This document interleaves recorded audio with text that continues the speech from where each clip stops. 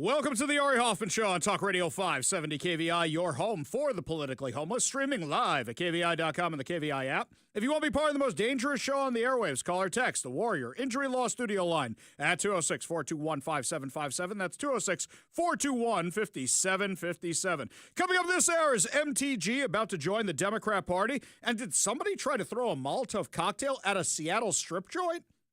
But before we get to any of that, time for your daily dose of adrenaline. You want me to stick this into my heart? Are you f***ing nuts? So yesterday, decided to drive on out and meet Scott Presler. My friends at Let's Go Washington asked me to come on out for their event. They are gathering signatures for two initiatives. They are gathering signatures for one, to make sure that parents know what's going on with their kids in public schools. The other one is to keep men out of women's sports.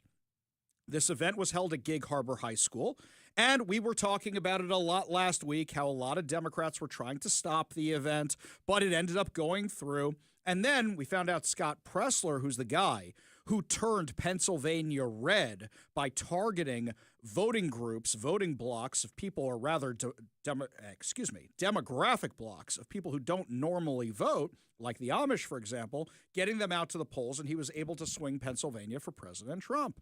So he's here in Washington, and he's pushing an initiative trying to make sure that we get voter ID on the ballot. That one's being run by the Washington State GOP. So you've got his, which is about voter ID, the GOP's, which is about voter ID, the two from Let's Go Washington, one about keeping men out of women's sports, and one about parental rights. So I head on out to Gig Harbor High School, and last week we knew about this Red Cup Rebellion. What's this? The Starbucks baristas have decided they are not being treated well enough, that they are not getting paid enough. So a whole bunch of them, a lot here in Seattle, have decided to go on strike to fight the corporation. Now, me, I usually look at it and I try to be a little objective, but the Starbucks baristas are absolutely insufferable, so I'm on Team Starbucks before anything else, and I'm not even a big coffee drinker. You know, there's a percentage of the population where coffee tastes like dirt to them? That is me. So I get the girliest coffee order in the world. It's a white mocha with oat milk, because apparently that makes me feel better about getting fat from having whole milk. Yeah, just to cover the taste of the stuff in the coffee. Mike's face is all scrunched up. He's like, that's what you're drinking when you come in now? Yes, it is horrible. It is awful. It is terrible. But when I need a little espresso because I was working late at night, that's what I get because it tastes so awful to me. Anywho, yesterday, my friends over at Renton Chrysler Dodge Jeep Ram hooked me up with a new Ram 1500. And I said, let's take this baby out to Gig Harbor. We'll do a nice drive. I love the drive to Gig Harbor with the Tacoma Narrows Bridge. Let's take that sucker. Let's go on out there. And I decide on the way to stop at a Starbucks and pick up my nasty coffee order that I like. And as I'm coming back, I'm thinking to myself, and we'll do more later. I got an interview with Scott Presler. I've got what I said at the event. We'll do those later. But as I'm coming back, I'm thinking to myself, what do these baristas actually make at Starbucks? What do they actually make? So I went online and I went to the Starbucks website, where it literally lists all the incentives you get as a Starbucks barista. Now, there is something important to mention before any of this. Being a barista is not a career path. That is meant as an entry-level job to either work your way up the corporate ladder or to pay for college or something else. It is not meant to be your life career of being a barista. Maybe when you retire, you want to go be a barista because you want something to do with your day. It is not back-breaking work, having done it, not at Starbucks, but at other places. So, the question is here, why do they think they are underpaid? Let's pull up what I got off the Starbucks website. Starbucks baristas in Seattle average about $25 an hour, ranging from $20 an hour to $30 an hour. Baristas also get free or heavily subsidized health coverage, medical, dental, vision, basic life insurance, and more. They get a 401k retirement savings plan with an employer match. The Starbucks College Achievement Plan, because it's designed for people to, go to school and not be baristas when they're my age, gives eligible partners tuition coverage for a first bachelor's degree. Paid time off and options like backup childcare and commuter benefits. Pay increases, differentiated pay for tenure. For example, as of January 1st, eligible U.S. retail hourly partners will receive at least a 3% base pay increase, 4% for 2 to 5 years of service, 5% for 5+ years. That's aside from the free coffee. Oh, they get free Spotify, by the way. I don't know why they get free Spotify. Some kind of partner thing, they get that, and other perks like that. Like the people who work at Microsoft, they get all these perks with their Prime card. I know, you would think that's Amazon, but it was before Amazon existed. Never mind the tips on top of all that. This strike, I don't know what you want. It is not meant to be a career path. It is not back-breaking labor. If you said we have to deal with all the drug addicts in the bathroom, then you might have a point. That I understand. I don't know, brother. It sounds like I'm in the mood for a career change because that all sounds awesome. These are good perks. This is better than most of these other places pay. In fact, I'd say it's better than a lot of corporate places pay. Exactly. So, you ask yourself right now, you say, what are they mad about? Well, they're mad they don't own the company. Buy shares then. Okay? Take your Starbucks earning, buy shares. You still won't own the company. I'm sorry you're not Howard Schultz and decided that you can create this big company. I'm sorry you're mad that the CEO makes more money than you do. I assume his life is a little bit more strenuous than you, like making sure you all get paid every week. Do you know the most stressful day in any business owner or CEO's life? Do you know the most stressful day? And if you're a business owner or a CEO, it comes around once every 2 weeks. It's payday. You got to make sure it's there. You see this huge amount of money going out the door. So Katie Wilson, last week, right after getting her acceptance speech, she goes down and she joins these lunatics who are protesting in Seattle, basically saying, yeah, let's take on the man. People got mad when I posted this video because I said Starbucks is a hometown company. Hey, fools, it wasn't just created here. Their offices are on First Avenue South, across from Home Depot. Giant building with a mermaid on top of it. Is there any reason that building has to be in Seattle? Any reason at all? You might not remember this, but last year, Starbucks corporate had massive layoffs. Why do you think the massive layoffs were here in Seattle? I assume there's economic factors, but on top of that, you also have all the taxes they hit the high income earners with.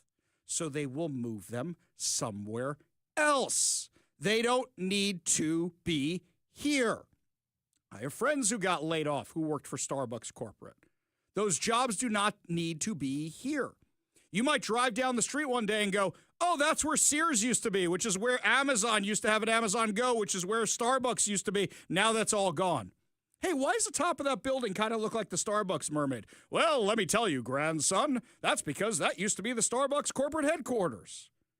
They don't need to be here.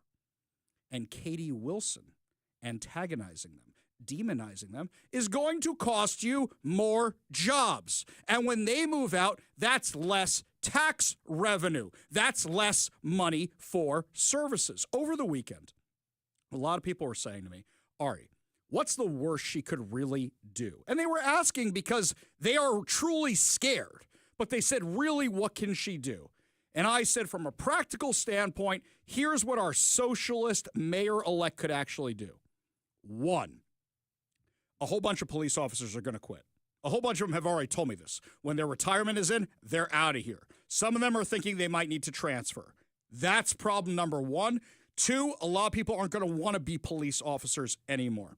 Number 2, she's going to stop the sweeps, which means no more homeless encampment sweeps. And I don't know, if you people texted me this morning saying their commute was worse than it's ever been, I think that's just because it's fall and that's after the election and that's when they stop cleaning things up anyway.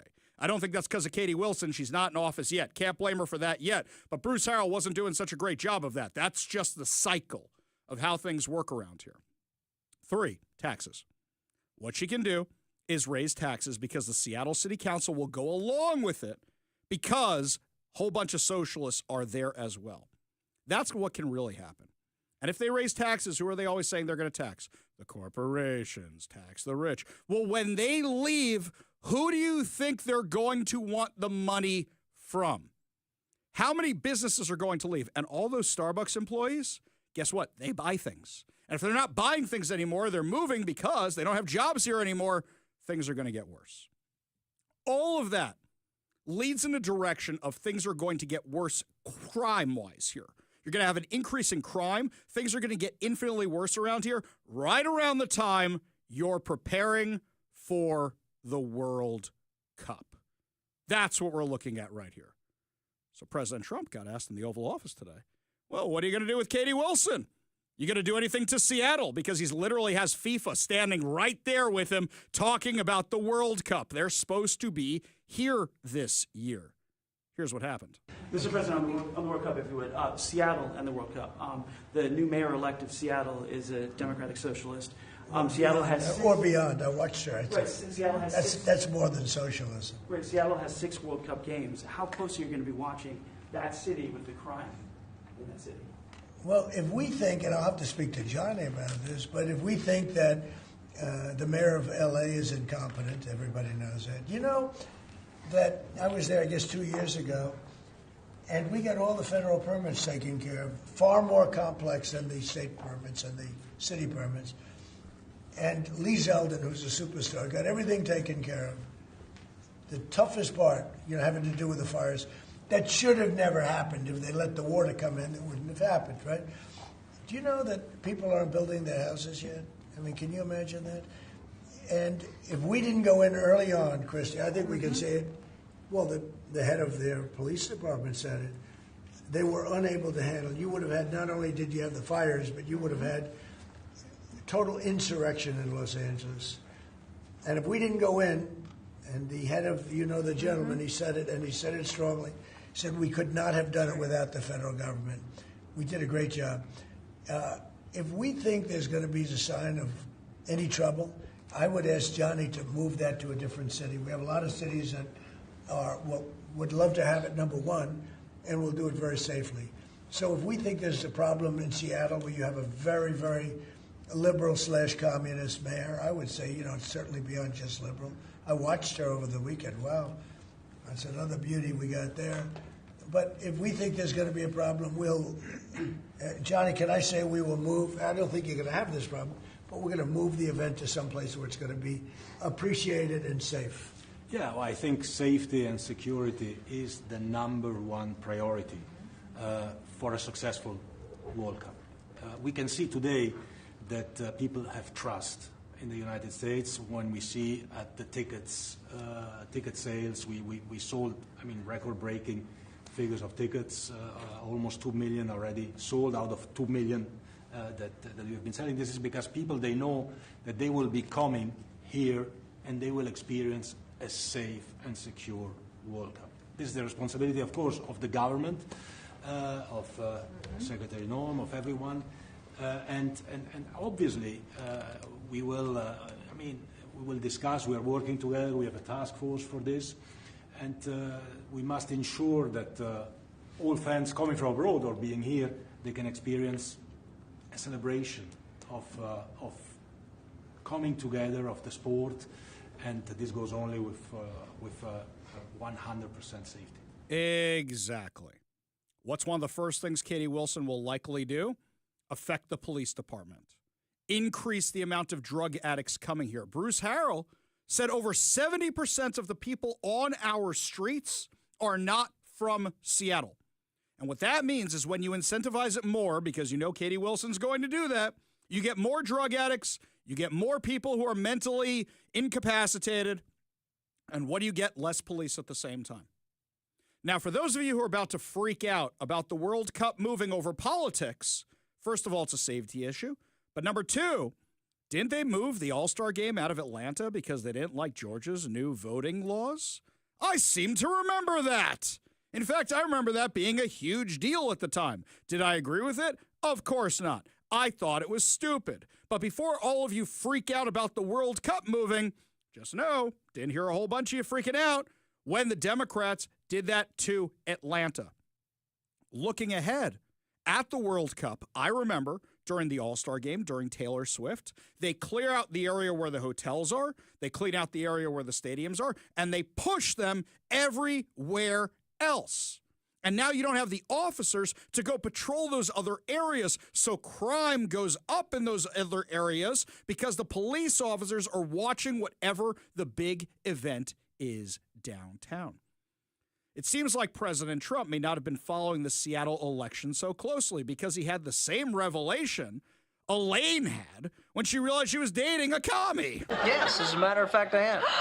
Oh, whoa, a commie. Yes, that's what he's looking at when he looks at Katie Wilson. In fact, now there's all these comparisons saying she's worse than Zoran Mamdani. Is she that big of a communist? Yep, big communist, big communist. Oh. Here's the thing.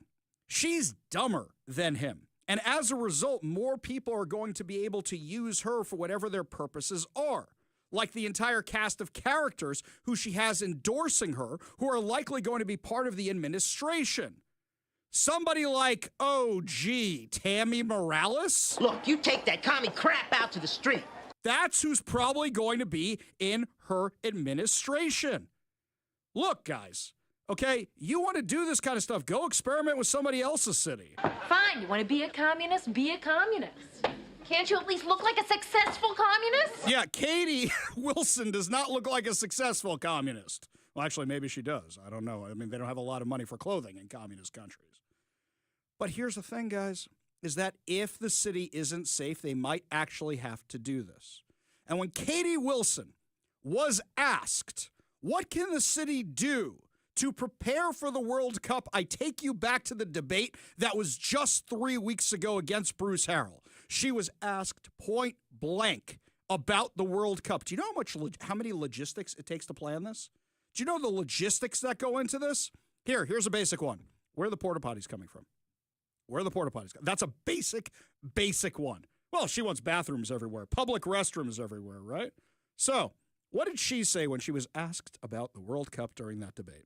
The World Cup, famously, is coming to the city of Seattle next summer, and I wanted to know what in the lead up to the World Cup can the city do, using that momentum to drive something politically, but also community-wise. I mean, I'm very interested in thinking through the improvements we can make to our public space and to our transit system, kind of in the lead up to the World Cup. And of course, there's all the complex issues related to homelessness in downtown core and adjacent neighborhoods. But I think on a lighter note, I used to years ago play a lot of pickup soccer in Seattle, just kind of in parks, and I just love that culture of just like people coming together who don't even necessarily know each other, and having soccer game, right? That's your answer. I love soccer. I love pickup soccer. That's your answer of how we're going to deal. Well, I know there's all these logistics and stuff, but I love soccer. You know what the correct answer for that is? We're going to have the most amount of police officers to make sure everybody is safe. We're going to make sure we have the most amount of hygiene facilities, restrooms, everything. We're going to make sure we have all the businesses. We're going to bring the businesses back downtown so everybody has restaurants. Seattle is a world-class city. Look at that. Instead, it's I like soccer. This is insane. Absolutely insane. And if they yank the World Cup, I'll feel bad. I'll feel bad because a lot of businesses are actually counting on that money now, especially still trying to make up for COVID. But now they won't have that because it might get moved, because by this time next year, what do you think the city's going to look like under a mayor, Katie Wilson? Speaking of what this city looks like, when we come back, my friends, one of the craziest stories I've ever heard in crime in a while. Apparently, a man is now under arrest after planting a fake Molotov cocktail at a Seattle strip joint.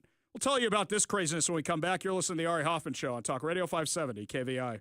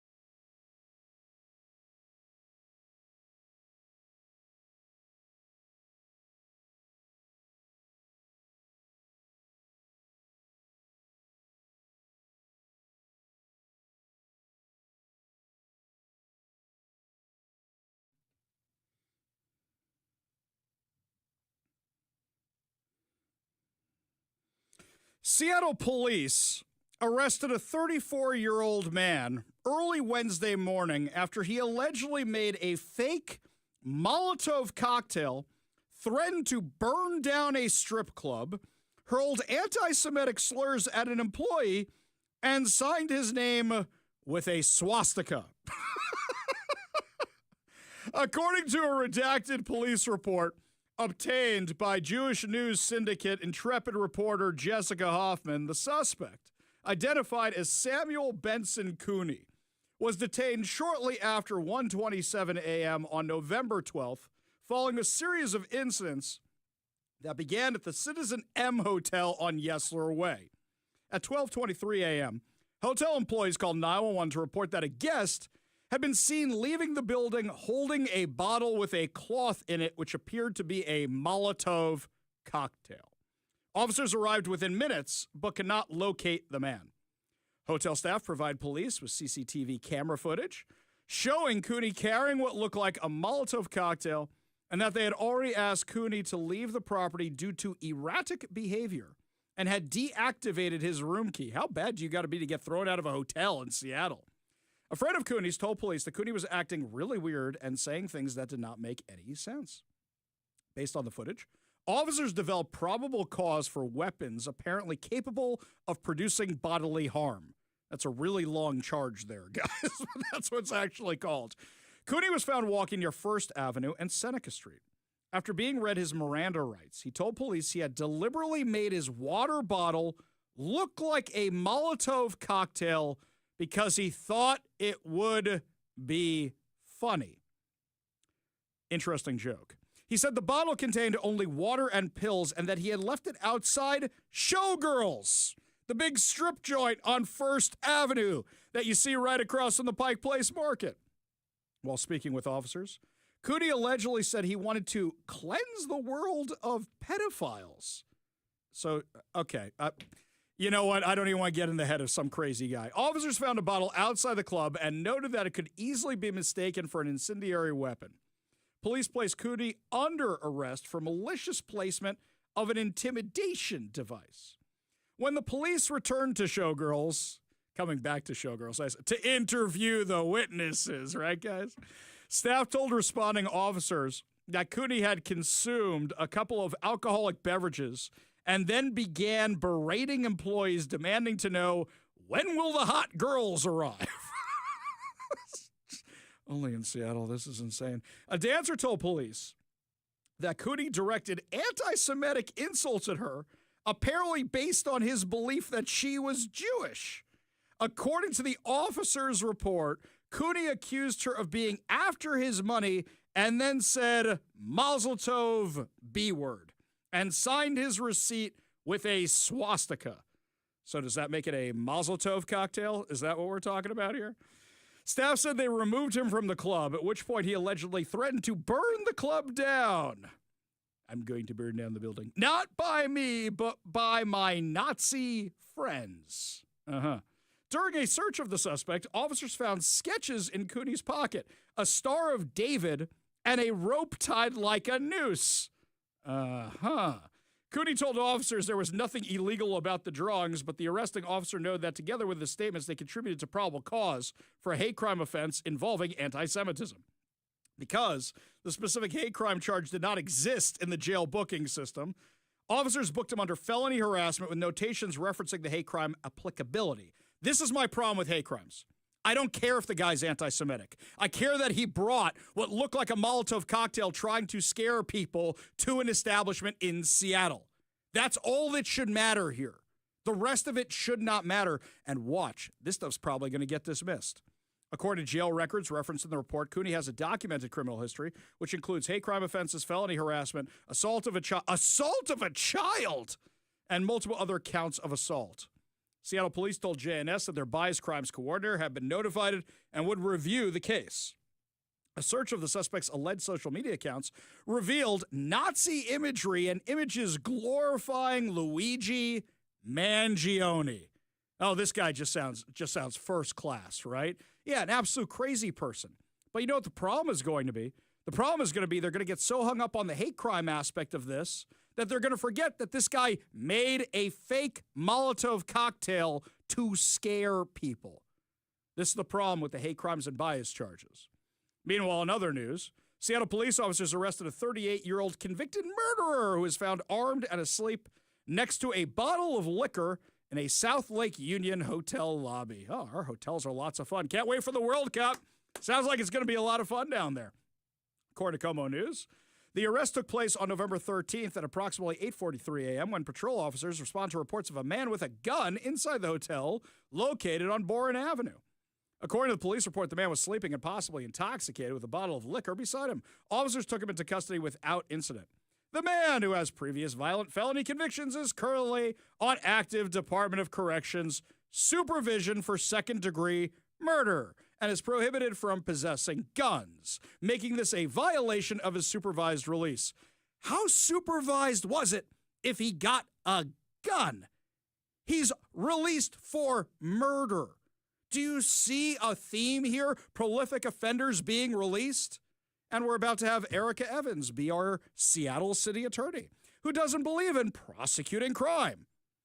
These stories are going to become more and more common as the revolving door of justice starts spinning faster and faster and faster again. That's what's about to happen, Seattle. Congratulations, we did this to ourselves. We really did. Whole bunch of lefties ran for office. Whole bunch of people who were more moderate decided we want to be the lefties and tried to get the lefty vote and failed dramatically. Speaking of people trying to get the lefty vote, Marjorie Taylor Greene has lost her ever-loving mind, and it's so bad that now Democrats are asking her to join their party. We'll tell you what's going on when we come back. You're listening to the Ari Hoffman Show on Talk Radio 570 KVI.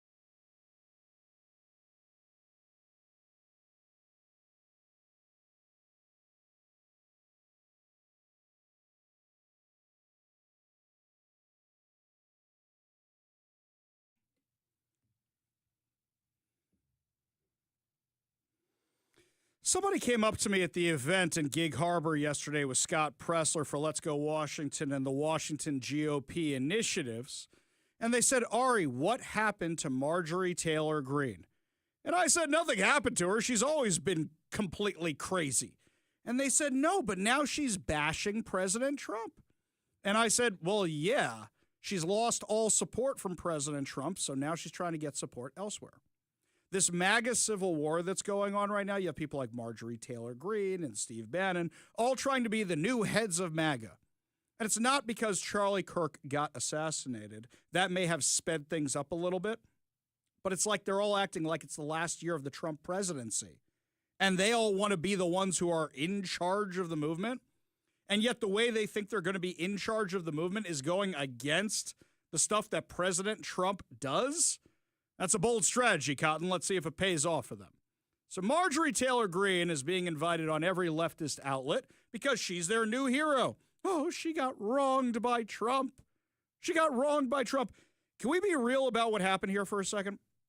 Marjorie Taylor Greene wanted to run for the U.S. Senate. Georgia, we know we've had issues with those Senate seats before. Georgia, purple. If we want to get those Senate seats, you need somebody who doesn't alienate anybody. President Trump, the RNC, had polling done on Marjorie Taylor Greene, and it showed she would lose the Senate seat by 20 points. 20 points. People may like her as a firebrand. That doesn't mean they like her everywhere in the state.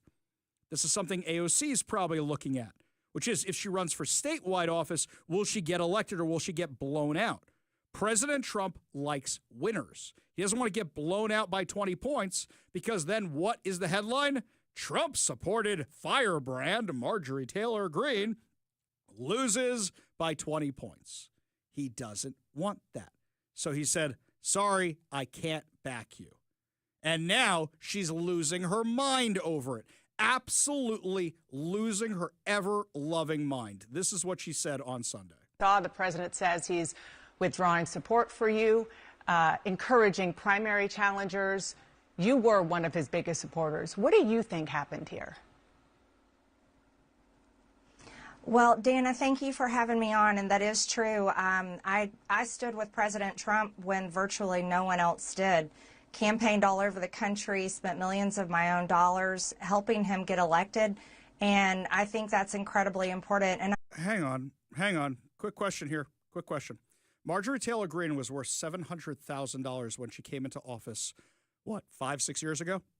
How does she have millions of dollars to spend on a political campaign?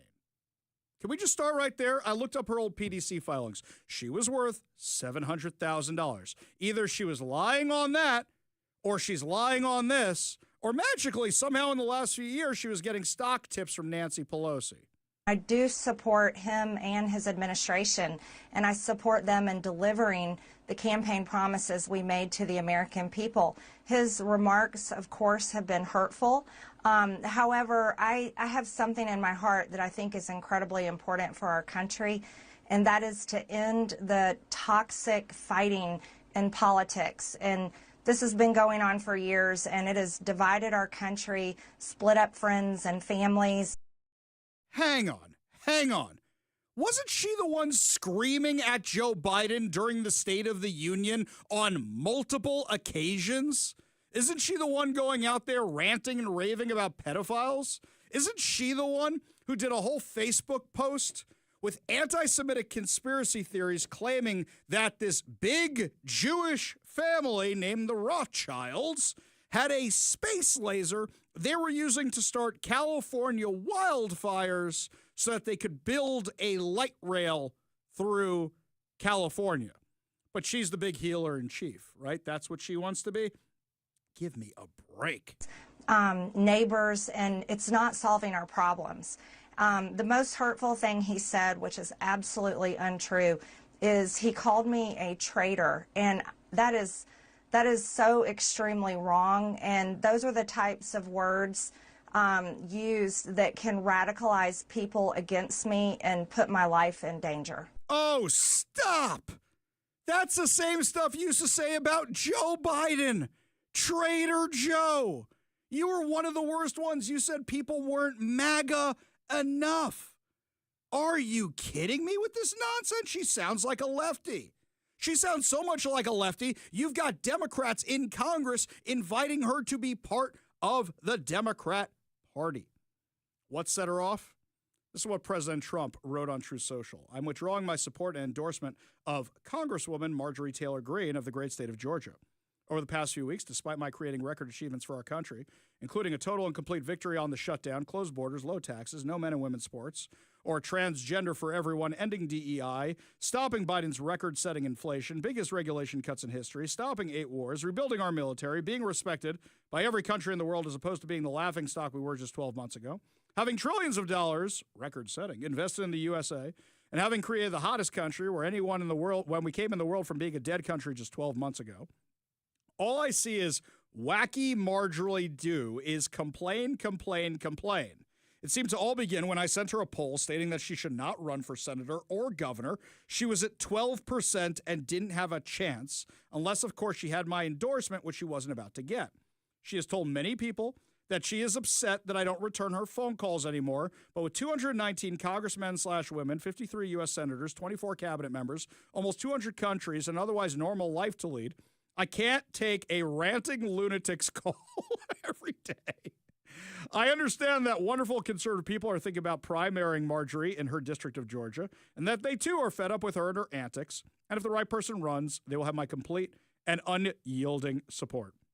She has gone far left, even doing The View with their low IQ, Republican-hating anchors. Thank you for your attention to this matter. Make America great again. I love this guy. This is what I voted for. I was worried about people like Marjorie Taylor Greene. This is what I voted for. And she's showing her true colors. She's showing her true colors because she has spent the last few months trashing President Trump.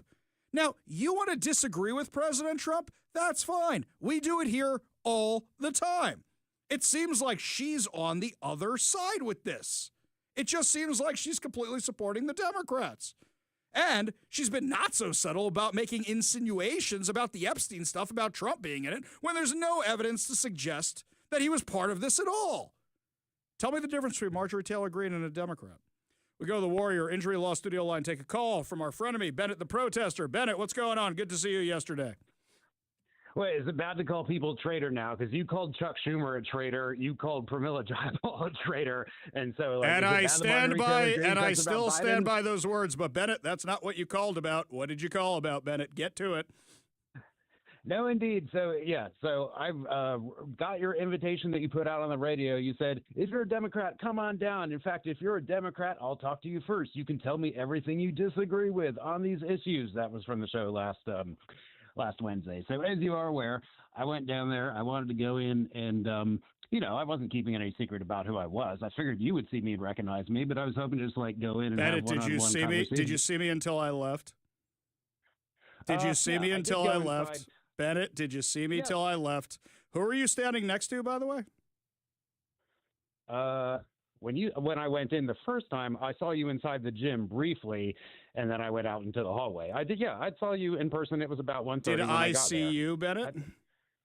You didn't see me. I'm saying that. Okay, so what are we talking about here, Bennett? The guy next to you yesterday is being accused of allegedly assaulting employees of Let's Go Washington. Apparently, you may have been next to him when that happened. I'm not accusing you of that at all. At all. I don't have a problem with you being at events. I wasn't the one running the door. I went in. I gave speeches. If you're mad you didn't get inside, don't get mad at me over this, Bennett. I had nothing to do with it. Well, I'm not blaming you. I'm saying if it had been up to you, you probably would have let me in. And I said I went and I wanted to go and have one-on-one conversations with people, and they were like, how about new? Well, thank you for pulling that soundbite there, Bennett. But remember, we spoke about no playing sounds on the air, dude. We can't do that.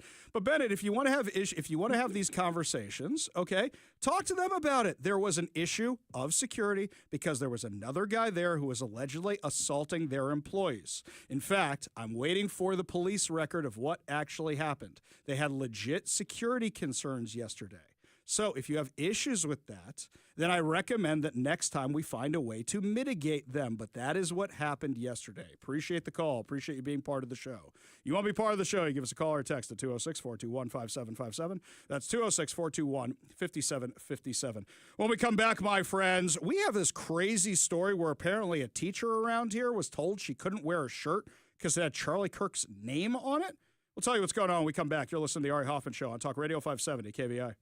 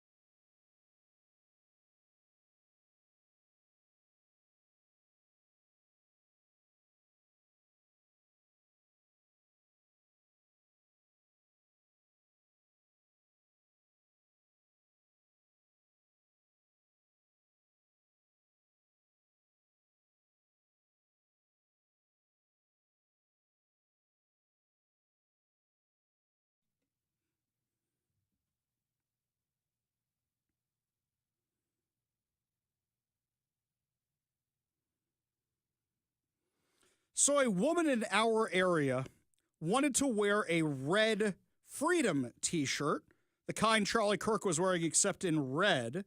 It says Freedom across it. It's got American flag on the side.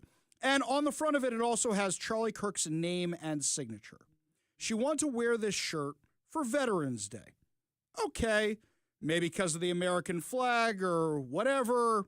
We'll get into that in a second. We'll discuss that in a second.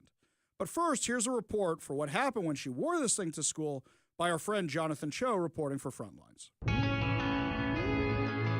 I can use text features. For nearly 30 years, Trish McCoy has faithfully served her students at Mountain View Elementary School in Shelton, Washington. I teach second grade right now. Without any issues. Yes. That is until she wore this red Freedom t-shirt in her classroom earlier this week. I see it as a Christian movement. McCoy thought it was appropriate in honor of Veterans Day. It means a lot to me. But she says some leftist teachers were actually triggered and offended by this. It has the name Charlie Kirk on it. I believe Christian charities and churches should step up. Charlie Kirk is the late co-founder of Turning Point USA, a massive conservative movement taking over college campuses across America. Kirk challenged students to open up their minds through discourse and debate. Bring the best libs that Utah has to offer. Regardless of their differences. And because of that, he was assassinated this past September, also wearing a T-shirt emblazoned with the word freedom. So she was okay with the word freedom and the American flag, but the problem was Charlie Kirk. Charlie Kirk. McCoy says the principal asked her to remove the shirt, He was affiliated with Turning Point. claiming it violated school guidelines for clothing because it could be interpreted as a political statement. And I grabbed some tape and I said, I'll just put tape over his name. No harm, no foul. And she kind of nodded, okay.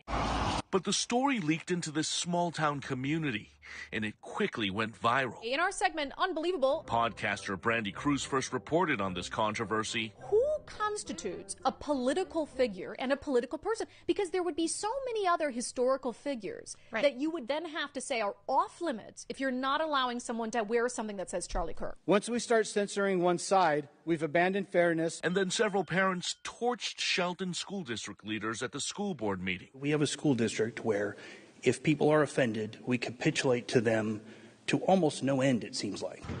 I reached out to Mountain View Elementary Principal Lysandra Ness and District Superintendent Wyeth Jesse, asking if other teachers have been asked to cover up words or symbols on T-shirts that could be interpreted as political. This moment is big. Like a Black Lives Matter logo. The largest pride event ever at the White House. Or rainbow pride flag. She's with another teacher? Yeah. Okay. But none of them returned our requests for comment. They just posted the statement on social media that reads in part, "The district respects employees' First Amendment rights and appreciates the staff members' cooperation. We are reminding staff about state laws and district expectations regarding political expression and trust our employees to follow school board policies that uphold these commitments." So you believe other teachers want to speak out in support of you, but are afraid to do so? I think there are some. McCoy says initially she did not want to speak out, fearing retaliation from her higher-ups. Yeah, I just, But realized she did absolutely nothing wrong. even if it's uncomfortable, I hope other people speak up. And says at this point, now's the time to stand for her Christian faith and convictions. I'm sorry that it came to this, but I do hope it opens conversations. Just like Charlie Kirk did, until the end. I'd sure like to see our little community thrive again. Not be divided by this. So I'll say this, is that let's say you say for Veterans Day, I know that my school that I went to growing up had rules. We had a Spirit Week, and what Spirit Week was always before the Jewish version of Halloween, where you got to wear different costumes on certain days because it was in theme. If it wasn't in theme, you weren't allowed to wear it. Now, what they're saying here is, well, does it really have to do with Veterans Day? It's political. But hang on a second. I checked. This school has BLM signs. This school has pride signs. This school has everything else. Why are they offended by the Charlie Kirk thing? And if you guys want to say, well, we don't do politics at all, then get rid of the BLM stuff. Then get rid of the pride stuff. Then get rid of who knows what else is in that school. If you don't want to do political things, take down every picture of every president, every lawmaker. It's all political. This is the problem when you start saying this is okay, this is not okay. And was it worth the fight? Now you've got parents coming to school board meetings because some parent wore a teacher which had an American flag on it, which said freedom on it, which our veterans are the ones who provide that for us. And this woman wanted to wear it as a tribute to the veterans. So is it worth the fight, guys? Are you that triggered by Charlie Kirk's name that you didn't even want to see his name? Keep my friend's name out your T-shirt. I mean, come on. This is ridiculous. This is ridiculous. And this is what happens when you start saying, this is allowed, this is not allowed. This is allowed, this is not allowed. And this triggers me. If they're like this, what are they teaching the kids? If this triggers them so much, you know what it could have been? It could have been, the principal could have said, can you do me a favor? And next year you want to wear something more veteran-y, fine. But the rest of the school building, all his teacher has to do is point to anything else in the school and go, why is the pride flag okay? Why is the BLM sign okay? And my T-shirt is not okay. If these far leftists didn't have double standards, they'd have no standards at all. Coming up next, my friends, another truck wreck here in Washington. Was it another illegal with a CDL they shouldn't have had? We've got some interesting information for you. We'll give it to you when we come back. You're listening to the Ari Hoffman Show on Talk Radio 570 KVI. Another one.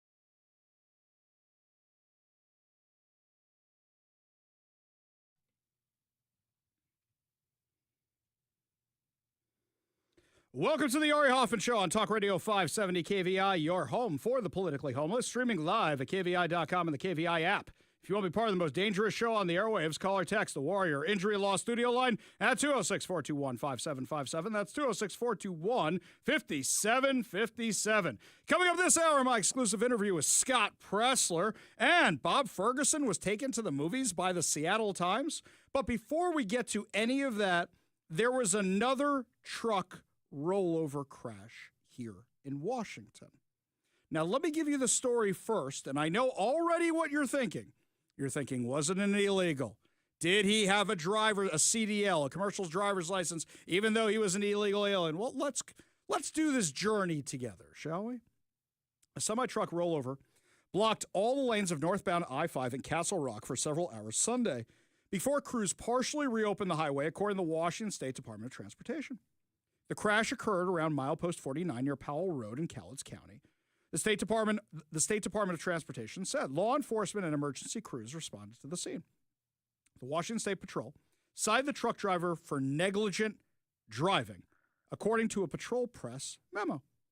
All northbound lanes were initially closed, and travelers were directed to use exit 49 for Castle Rock and total to the detour of the collision, the Transportation Department said. Crews later moved the rolled over semi-truck to the right lane, reopening the left and center lanes. Workers unloaded the truck's cargo to prepare it for tow recovery, while the right lane remained blocked.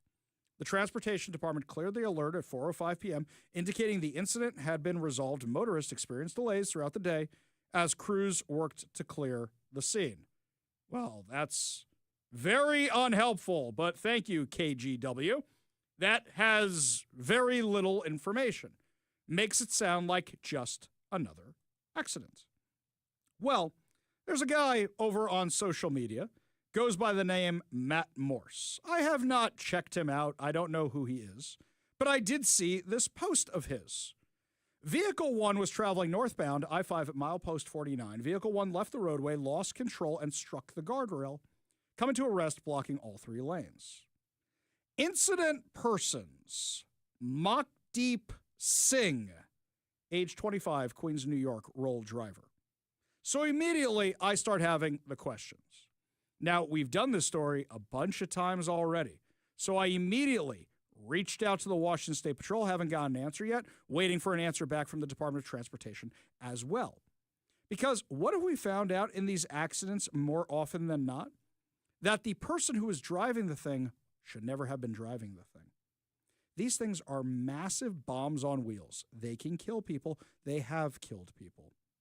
We have the guy who got the Washington State CDL in Florida, got it here, and then upgraded it in California using the one he got here, and then got into a horrible accident in Florida where he made an illegal U-turn, killing people. Another one of these guys was under the influence, didn't even brake, sandwiched a car between another truck. Issue after issue, incident after incident after incident, people who should never have had these licenses in the first place. We found out last week that California was suspending 17,000 CDLs after claiming, no, we don't do that. We don't issue them to illegal aliens. Well, then why are you suspending 17,000 in one day? We know that a school called Skyline CDL had branches in California, Oregon, and Washington, and that they were fraudulently issuing hundreds of these licenses. We're still digging into if these guys were certified through there. Now, as of right now, I'll just do one more quick check of my email, refresh. As of right now, I've not heard back from the Department of Transportation or the Washington State Patrol. The Washington State Patrol is usually pretty good about getting back to me. They may not even have the information yet, but I assume they do. Hopefully they get back to me when they see the email, and we know the details about this guy, and then we can ask ICE if this guy was in the country legally or not. However, this is an alarming pattern. Bill Malugin from Fox News said DHS confirmed that ICE has arrested an Uzbeki illegal alien, wanted, alleged terrorist, who is driving an 18-wheeler in Kansas and has been given a CDL by the state of Pennsylvania. 31-year-old Akror Bazorov has had an arrest warrant in Uzbekistan since 2022 for being a member of a terrorist organization and is accused of distributing terrorist propaganda, calling for jihad online, and recruiting terrorists. Oh, gee, I can't see how a semi-truck might be a big problem in the hands of somebody like that. Per DHS, he was caught and released at the border by the Biden administration in February of 2023. Remember how Karine Jean-Pierre and Jen Suckiatumi would always say, oh, no, the border is secure. And then you had Mayorkas coming up, the border is secure. You had that all, you remember that?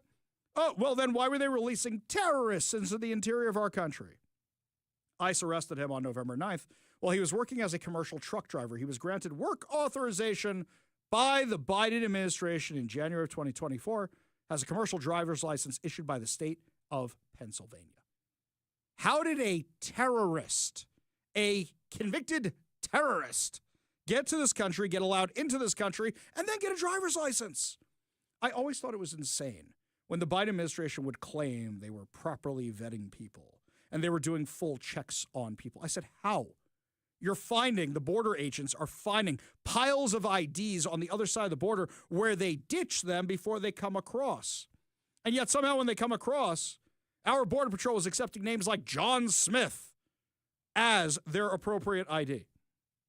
DHS said in a statement to Fox, not only was Akor Brazorov a wanted terrorist released into the country by the Biden administration, but he was also given a commercial driver's license by Governor Shapiro's Pennsylvania. This should go without saying, but terrorist illegal aliens should not be operating 18-wheelers on America's highways.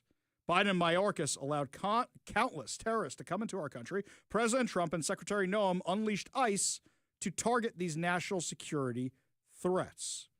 A terrorist who called for jihad online, who distributed terrorist propaganda, was driving an 18-wheeler truck on our highways. And he was in this country thanks to the Biden administration and issued a license by Governor Josh Shapiro in Pennsylvania. For those of you who think Shapiro's a moderate, he was doing this kind of stuff too. We have no idea who is on our freeways. We have no idea at all. As soon as I get the information on this driver on I-5, I will, of course, put it out on social media. Yeah, another reason I always subscribe to my social media channels, Ari Hoffman Official on Facebook and Instagram, The Hotfather over on Twitter, but also listen 3 hours a day right here on Talk Radio 570 KVI. Because as soon as I get that information, I'll give it to you. I can already see which direction this is going in. Because he drifted off the highway, this guy, here in Washington, just randomly drifted. Did he fall asleep? Is it negligence? Did he just fall asleep? Was he under the influence? Was he looking at his cell phone? We don't know. We don't know. And this is not the only problem we're having, by the way. According to the New York Post, they're having these issues with rigged driver's licenses out in New York as well.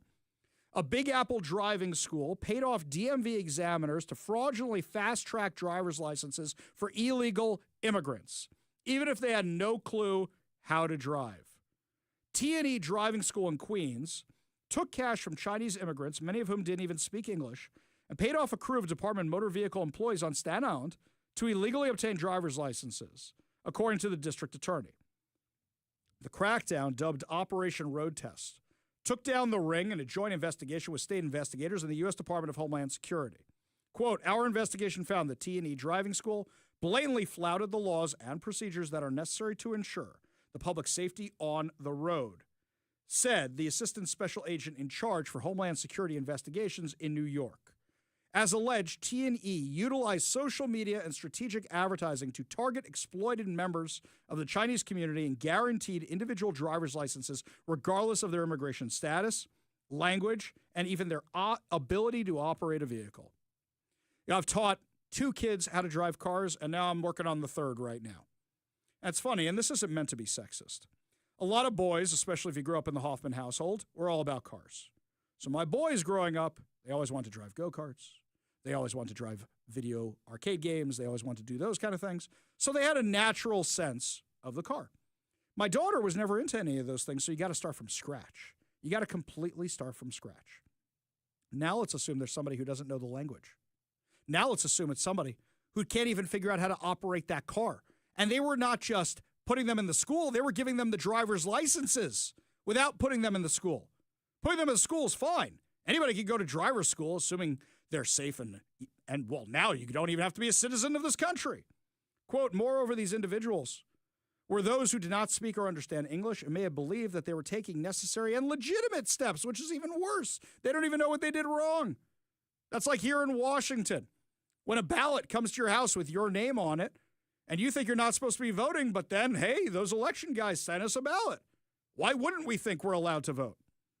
T&E owner Wexian Tan, Secretary Wiwen Tan, employee Wiwi Yang, and a school road test driver, Winifeng Yang, set up the scam by paying off DMV examiners according to the indictment, and they named the examiners here. The examiners would then rubber stamp the wannabe drivers without even having them take a road test. Oh, my New York road test. That's one of the scariest days of my life. This woman gets in the car. Oh, at the end, they're just riding and riding and riding and riding. And I'm thinking, oh my God, I failed. And she looks at me and she goes, you didn't come to a complete stop at that last stop sign. I'm like, oh my God, did I fail? She's like, no, you got a 93. Oh, thank God. McMahon said the scam extends beyond the 7 named indictments, with 24 suspects in custody and another indicted DMV employee who was not identified in the 49-page document. They said the numbers, as we go through this investigation, as we go through the materials that have been seized, we think they are going to find hundreds, if not thousands, of people that have been part of this scam. The number of tests given by an individual examiner can be about 1,500 a year. 2 out of the 3 examiners have been working for 4 or 5 years. So we think this is just the tip of the iceberg. In a statement, McMahon called the pay-to-drive scheme a corrosively corrupt operation centered on DMV workers who brazenly betrayed their oaths of office. The defense were arraigned in a slew of fraud, tampering, and theft charges and were released. The charges are not eligible for bail under the state's controversial 2019 criminal justice reforms. However, they were ordered to surrender their passports. So people who put other people at risk were allowed to just go free because of bail reform. Hey, by the way, just like Washington, don't forget New York's controversial bail reform law was based on our stupid laws for the Law Enforcement Assisted Diversion Program here, which literally in the name says they're trying to divert criminals out of jail, which continuously diverts prolific offenders. Now think about this. Think about any of those accidents that were caused by the people who they gave licenses to. I'll do you one better. What if, God forbid, one of these people caused the death of somebody and they shouldn't have been driving and they gave them the driver's licenses? Now are you looking at manslaughter charges too on top of all that? The sheer incompetence of this insanity is completely mind-boggling, completely mind-blowing to me. That this is the kind of stuff that was happening in the DMVs, but yet I'm not surprised anymore. I'm not surprised because it's been happening in the Washington one. And remember what the Democrats said, oh, we just want them to be able to get to work. We just want them to have driver's licenses. Look how bad this has gotten. 4 people dead that we know of. Democrats just want to put you at risk. Democrats just want to put your life in danger. We found this one out today. This is from the Department of Justice. A registered sex offender who cut off an ankle bracelet and committed more sex crimes against children was sentenced to 17 years in prison. Guess what? Now he's missing again because he cut off his ankle bracelet again. A 29-year-old registered sex offender who sexually exploited more than a dozen teens after cutting off his electric monitoring device and absconding from Department of Corrections community custody was sentenced in U.S. District Court in Seattle to 17 years in prison. According to U.S. Attorney Charles Neal Floyd, between February and April 2024, James Jake Harrison, newcomer, sexually abused teens he met via various social media platforms. At the sentencing hearing, U.S. District Judge John H. Choon said, these are heartbreaking crimes. The youngest victim was just 12 years old. This repeat offender is every parent's nightmare, the dangerous stranger who enters your home via the internet and steals your child's innocence.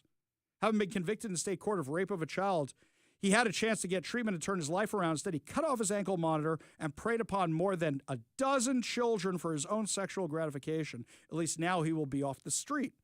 Well, while that's all well and good, another one is now missing.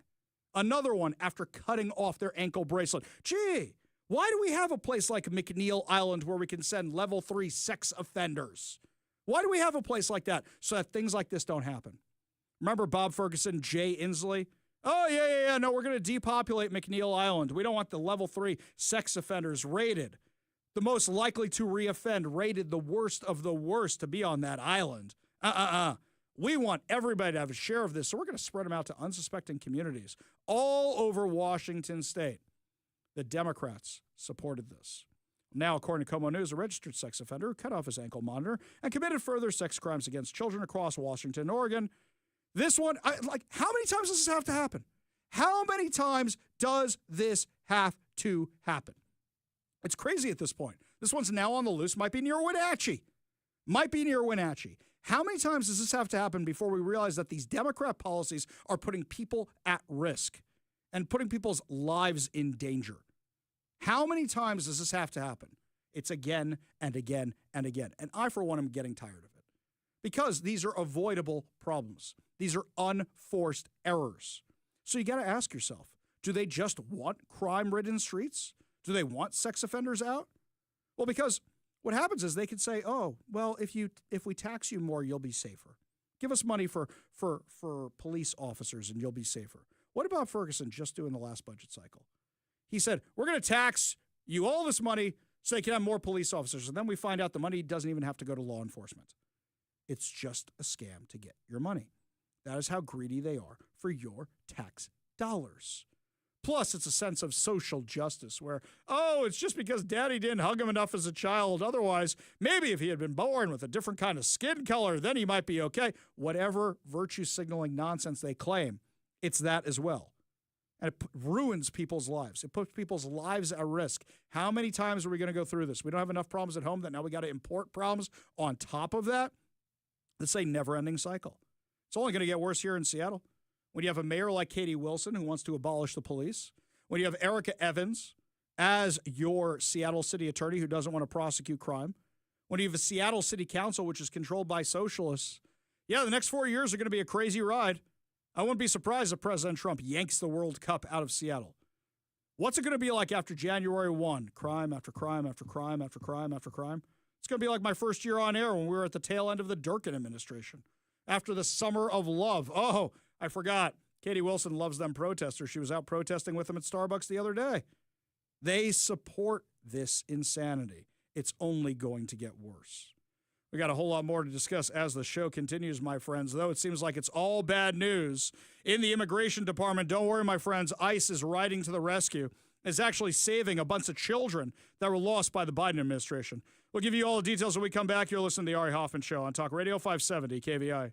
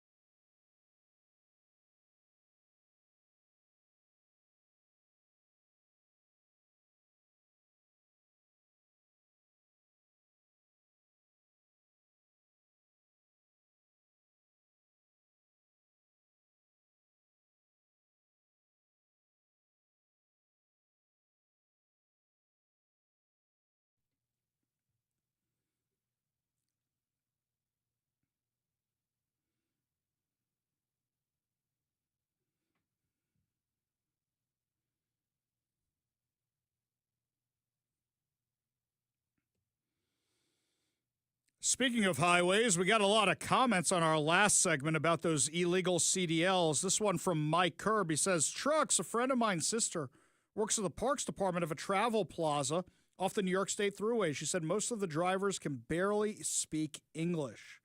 They said, and Biden wanted to give CDLs to 18 years old. To 18-year-olds, what could possibly go wrong? Yeah, exactly right. Yeah, but we don't want to trust them with guns, but let's give them a semi-truck and see how that'll do. I shouldn't have even been trusted with a car when I was 18 years old. Jeff in Kent says those in the CDL scam should be fined at least $360,000. You know, the thing is, Jeff, they probably don't have it. They probably don't have it. However, some justice is being done. Department of Homeland Security Secretary Kristi Noem gave the numbers about how many illegal aliens we've gotten out of the country since Trump took office. When you talk about people that have left this country using the CBP Home app, those who voluntarily left, those that we have actively detained and deported, that number is over 2 million people since the Trump administration has come into the White House. That is an incredible, record-shattering number of individuals who were here illegally that are now gone. And when you think about the ripple effects of that, the amount of resources that frees up to focus on the American citizens, it's remarkable the good work that President Trump has been able to do.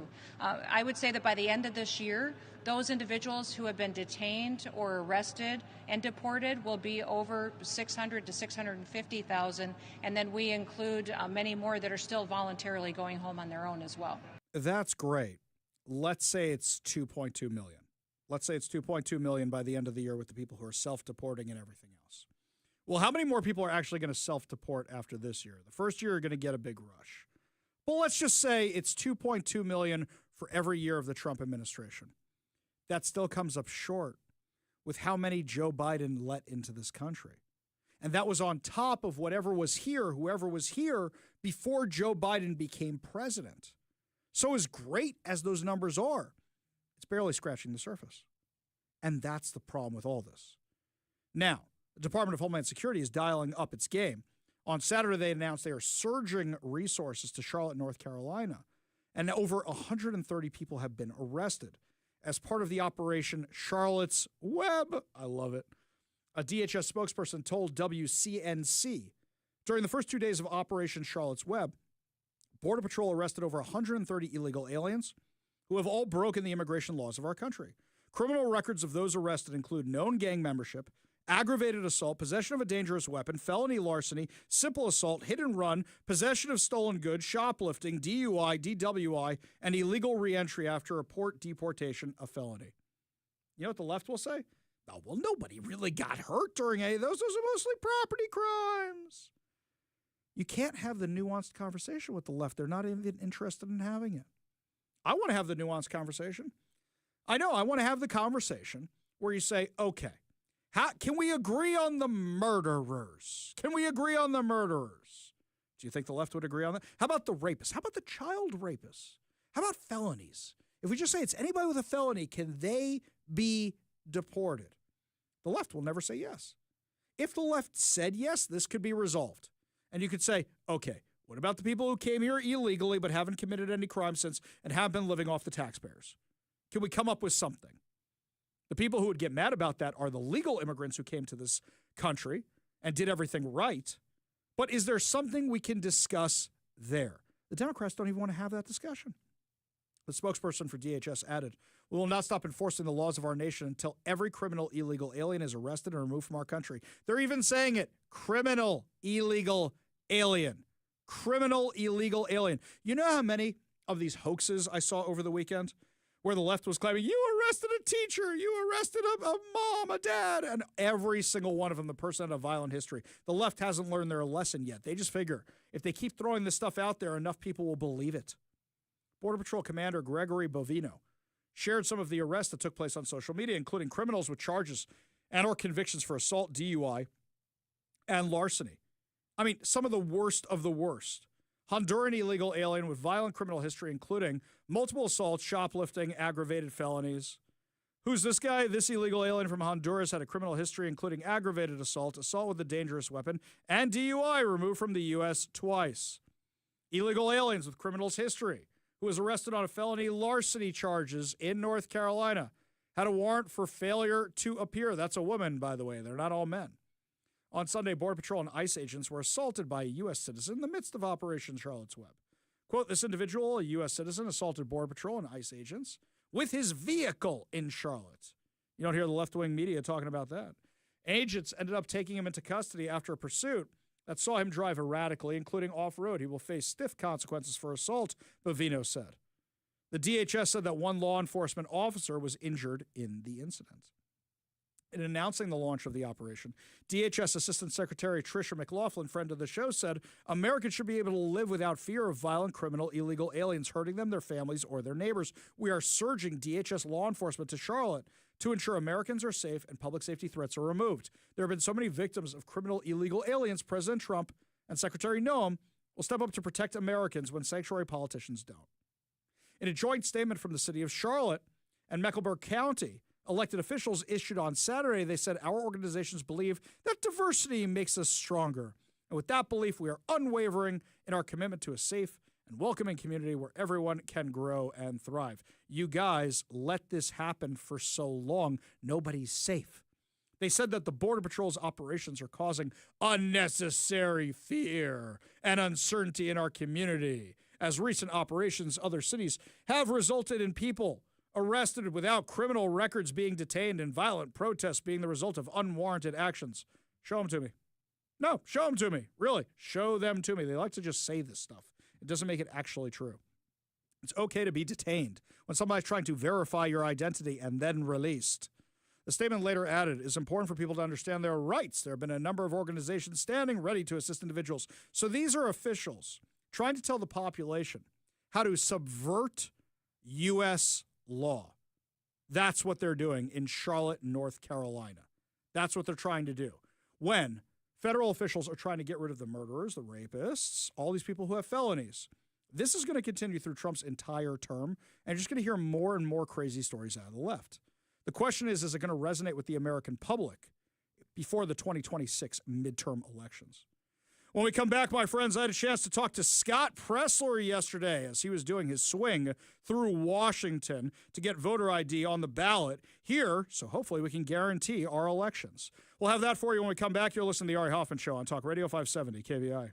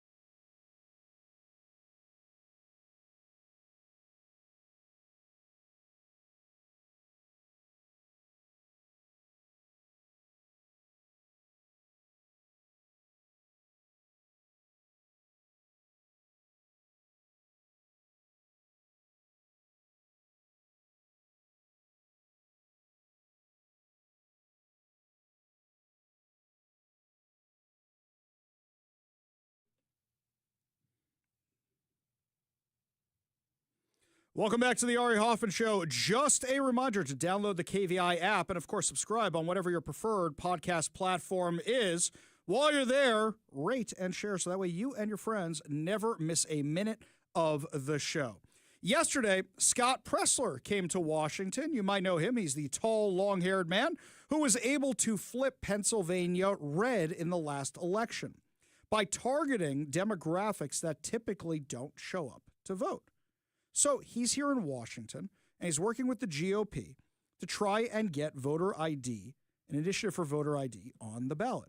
He came to an event that I was headlining for Let's Go Washington, and I had the chance to interview him.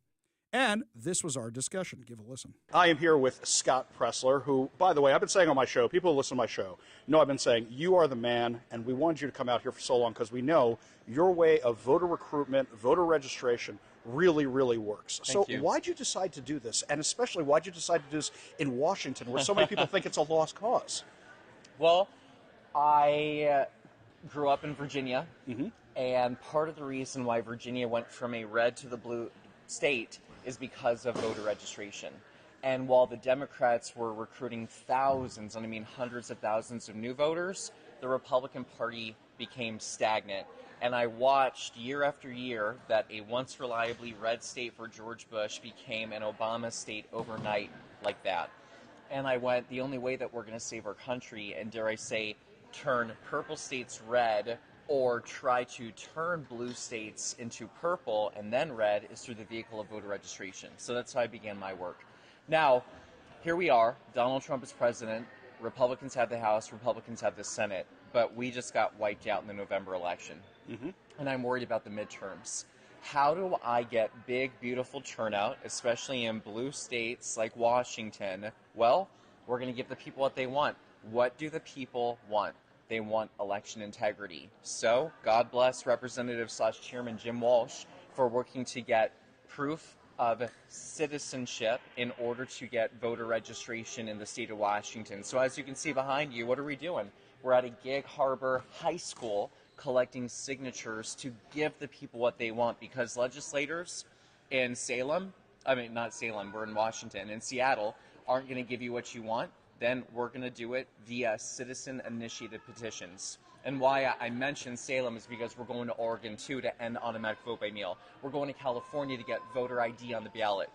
My message to the people in the West Coast is that people have the power, and this is what we need: concerned citizens, giving the people, stopping biological men out of women's sports, giving parents parental choice, and giving them election integrity, and that's why I'm here in Washington State. I gotta say, you do phenomenal work, especially with these communities that a lot of people don't think to reach out to, like what you did in Pennsylvania with the Amish. Thank you. So are there specific communities you look at here in Washington, and you say, those are the communities I want to make sure I'm going to?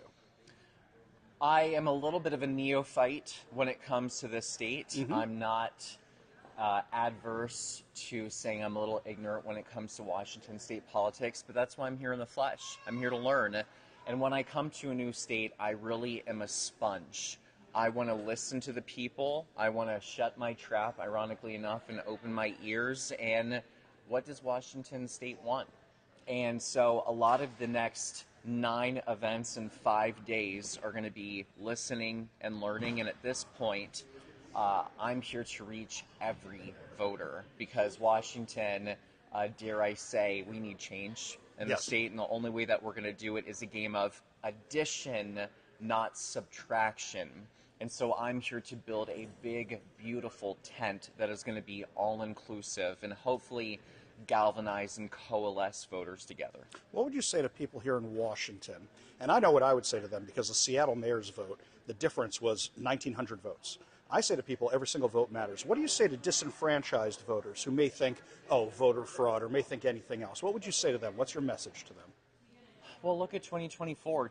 I think our biggest problem going into 2024 was making voters believe that we could win. Because what did I hear from everybody? Scott, they're going to cheat. Scott, they're going to rig it. Scott, it's going to be a stolen election. Guys, we won. We won the popular vote, and dare I say, if Washington voters didn't come out and vote, if Oregon didn't come out, if California didn't come out, Donald Trump wouldn't have won the popular vote. And again, you would have had a repeat of 2016 when they go, oh, it's the Electoral College. That's how Republicans rigged it. No, we won everything. We did it fair and square. And so my message is, our biggest problem now is getting every beautiful Trump supporter that voted in 2024 to vote in every single election. And I'm here to go, well, I understand that we're a vote-by-mail state and there isn't a lot of election integrity. That's why I'm here to create positive change at the ground level, create some election integrity, get people out in 2026. Hopefully we can get a different governor in 2026, and that's how we create change, but it has to start at the local level. Just in the last few minutes we have with you, you were in the Jewish communities in New Jersey. Yes. We didn't manage to flip New Jersey this time, but what did you learn from being in those communities this time, from recruiting in those communities and the voter registration? I'd say it's a very untapped community, and they really enjoyed being seen, being heard. That's what any voter wants. And I get that being America First, being MAGA, is very big tent, and I'm speaking broadly about putting the American citizens first. But let's be real, though. What makes Democrats successful is they tell different minority communities when they say Black Americans, Hispanic Americans, white working class, whatever, whether we as Republicans acknowledge it or not, they're saying to that community specifically, I see you, I hear you, I acknowledge you. And I think that's one thing that we can do better as a Republican Party, especially if we're going to go to places like Washington and maybe focus on Native Americans, or when I go to New Mexico speaking to that community, or when I go to Pennsylvania and I'm talking to the Amish, or I go to New Jersey and I'm talking to Lakewood and the Jewish community. Do a better job of reflecting upon that. And I will say they were thrilled we were there. And they just want politicians that are really going to peacefully fight for them and show up. Republicans have to show up. Otherwise, you're not going to get a vote. I completely agree, and I'll say it is I'm so happy to see you here, because I've been talking about wanting you to come out here for so long. I'm so happy we're on your radar.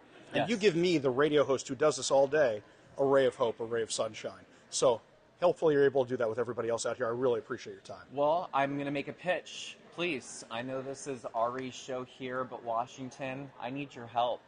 We have until, I think, January 2nd to collect 350,000 signatures in order to get proof of citizenship for voter registration in the state of Washington.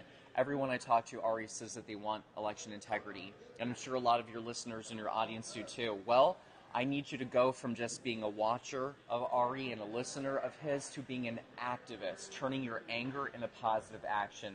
And so the Washington State GOP on their website, you can download petitions. Each form has 20. You know who the Trump people in your neighborhood are because you're loud and outspoken. If you actually put a Trump sign in your yard in Washington, go to those homes, get their signature, and mail the forms to the Washington GOP office. And then you can help make sure that we're having election integrity on the ballot in 2026. And so I ask for your help. Come to one of our events like here in Gig Harbor all across the state, and I thank you for the opportunity to have a platform on your space. Thank you so much for coming out here, man. Really do appreciate it. My pleasure. It was great to meet him in person. It was great to be out at this event, and it was great that so many KVI listeners came out to this event.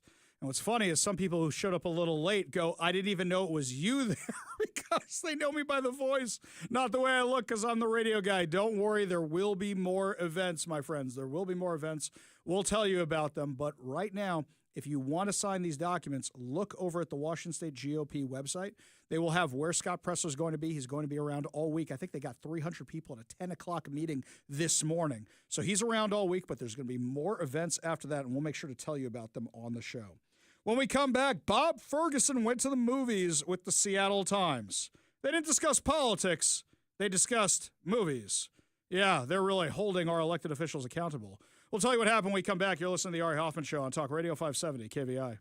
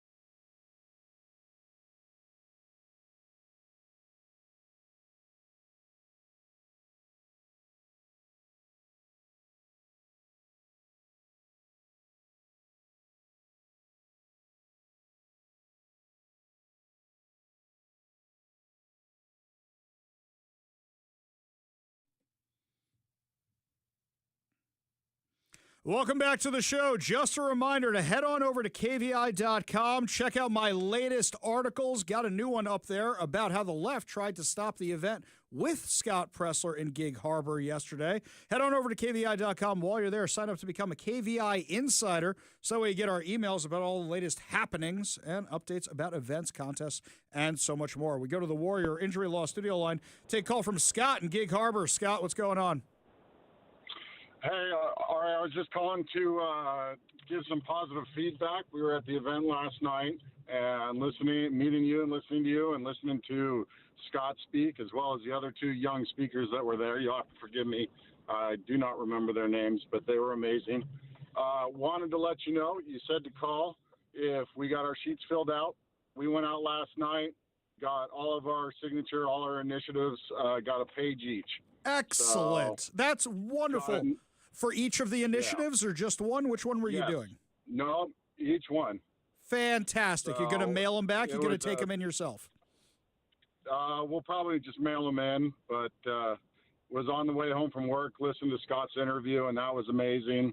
So I wanted to put that positive feedback out there. The event was great, and there's so many people that just it's not hard. You just got to make the effort. So. That's very kind of you to say, Scott. I'm really glad you guys did that because sometimes, we go to these events and, sometimes they're at strip malls and it's just people driving by and maybe you get 5 signatures or 10 signatures. But the fact that like 150 people showed up yesterday and that all these other events Scott has been doing have only been growing and growing. I think I saw the one yesterday in Marysville had 300-400 people at it. I heard something about the one this morning had 200 or 300 people at it. It's amazing. And this shows how passionate people are about this. Yeah, so I hope, and I agree. So I hope everybody will stay motivated and we can get this done. I believe it. I appreciate the call. I appreciate the feedback. And Scott, I appreciate you coming to the event. Thanks so much for calling in and telling me that. Really do appreciate it. You want to be part of the show, you give us a call or text at 206-421-5757. That's 206-421-5757. Remember, my friends, if you haven't signed these things yet, you can request them from the Washington State GOP. You can request them from Let's Go Washington, and they will mail them to your house. And even if it's just you and a spouse, or just you and your kids, or whatever the case may be, you can mail it back to them. They come in an envelope. You can just send it right back, but realize how easy it is. Just go around and ask your friends, your family. You can get a page done by yourself. We got 3 pages sitting here at KVI. Young Zach's collecting signatures. We got them sitting right here. And you know something else? You'd bet the Seattle Times isn't going to cover any of this stuff, right? You know what the Seattle Times was busy covering this weekend? Headline: we went with Governor Bob Ferguson to the movies to watch Bob Ferguson. I kid you not. This is what the Seattle Times is covering. Governor Bob Ferguson is a lawyer, a politician, a chess master. He's disciplined and businesslike, a father of teenagers. Another Bob Ferguson is a madcap doofus, a washed-up former domestic terrorist, his memory fried from years of weed and booze, and a father of a teenager. This second Bob Ferguson is played by Leonardo DiCaprio, is the main character in one battle after another in action chase comedy, that with violent protests, paramilitary law enforcement, and harrowing immigration roundups, speaks more directly to our political moment than perhaps any movie in recent memory. Everybody I know who's seen this movie said it was terrible, said it was absolutely terrible. I haven't seen it, so I'm not going to pass judgment on it, but you guys went to the movies with Bob Ferguson, and not just that. This movie came out, 6 weeks ago, 2 months ago? Did you have to rent a theater and get them to put this thing back in theaters? That's what you guys do when you have an interview with the governor? How about you ask about the largest tax increase in state history?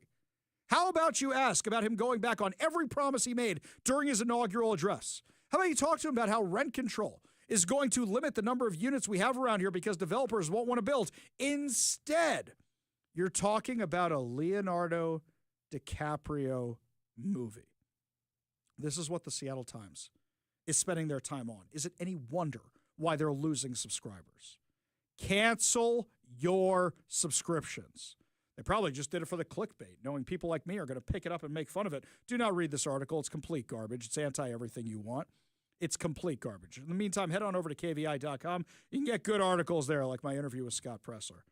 When we come back, my friends, looks like there's some movement. Looks like President Trump might be about to sell Saudi Arabia F-35 fighters.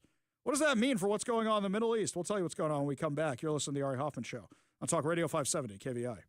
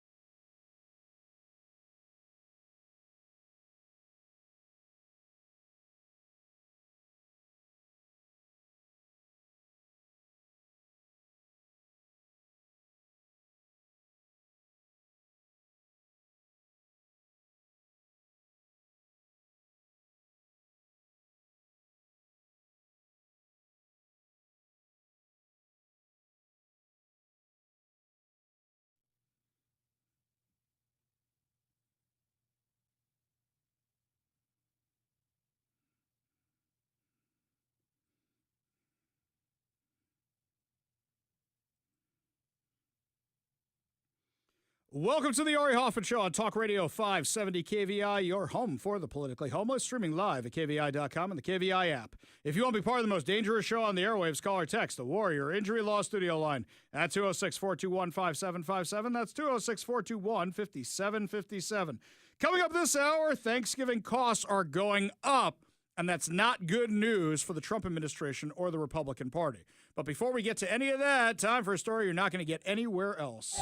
Talk Radio 570 KVI, an Ari Hoffman Show exclusive. We see that now Katie Wilson and Zoran Mamdani are becoming best friends, talking about a coast-to-coast partnership.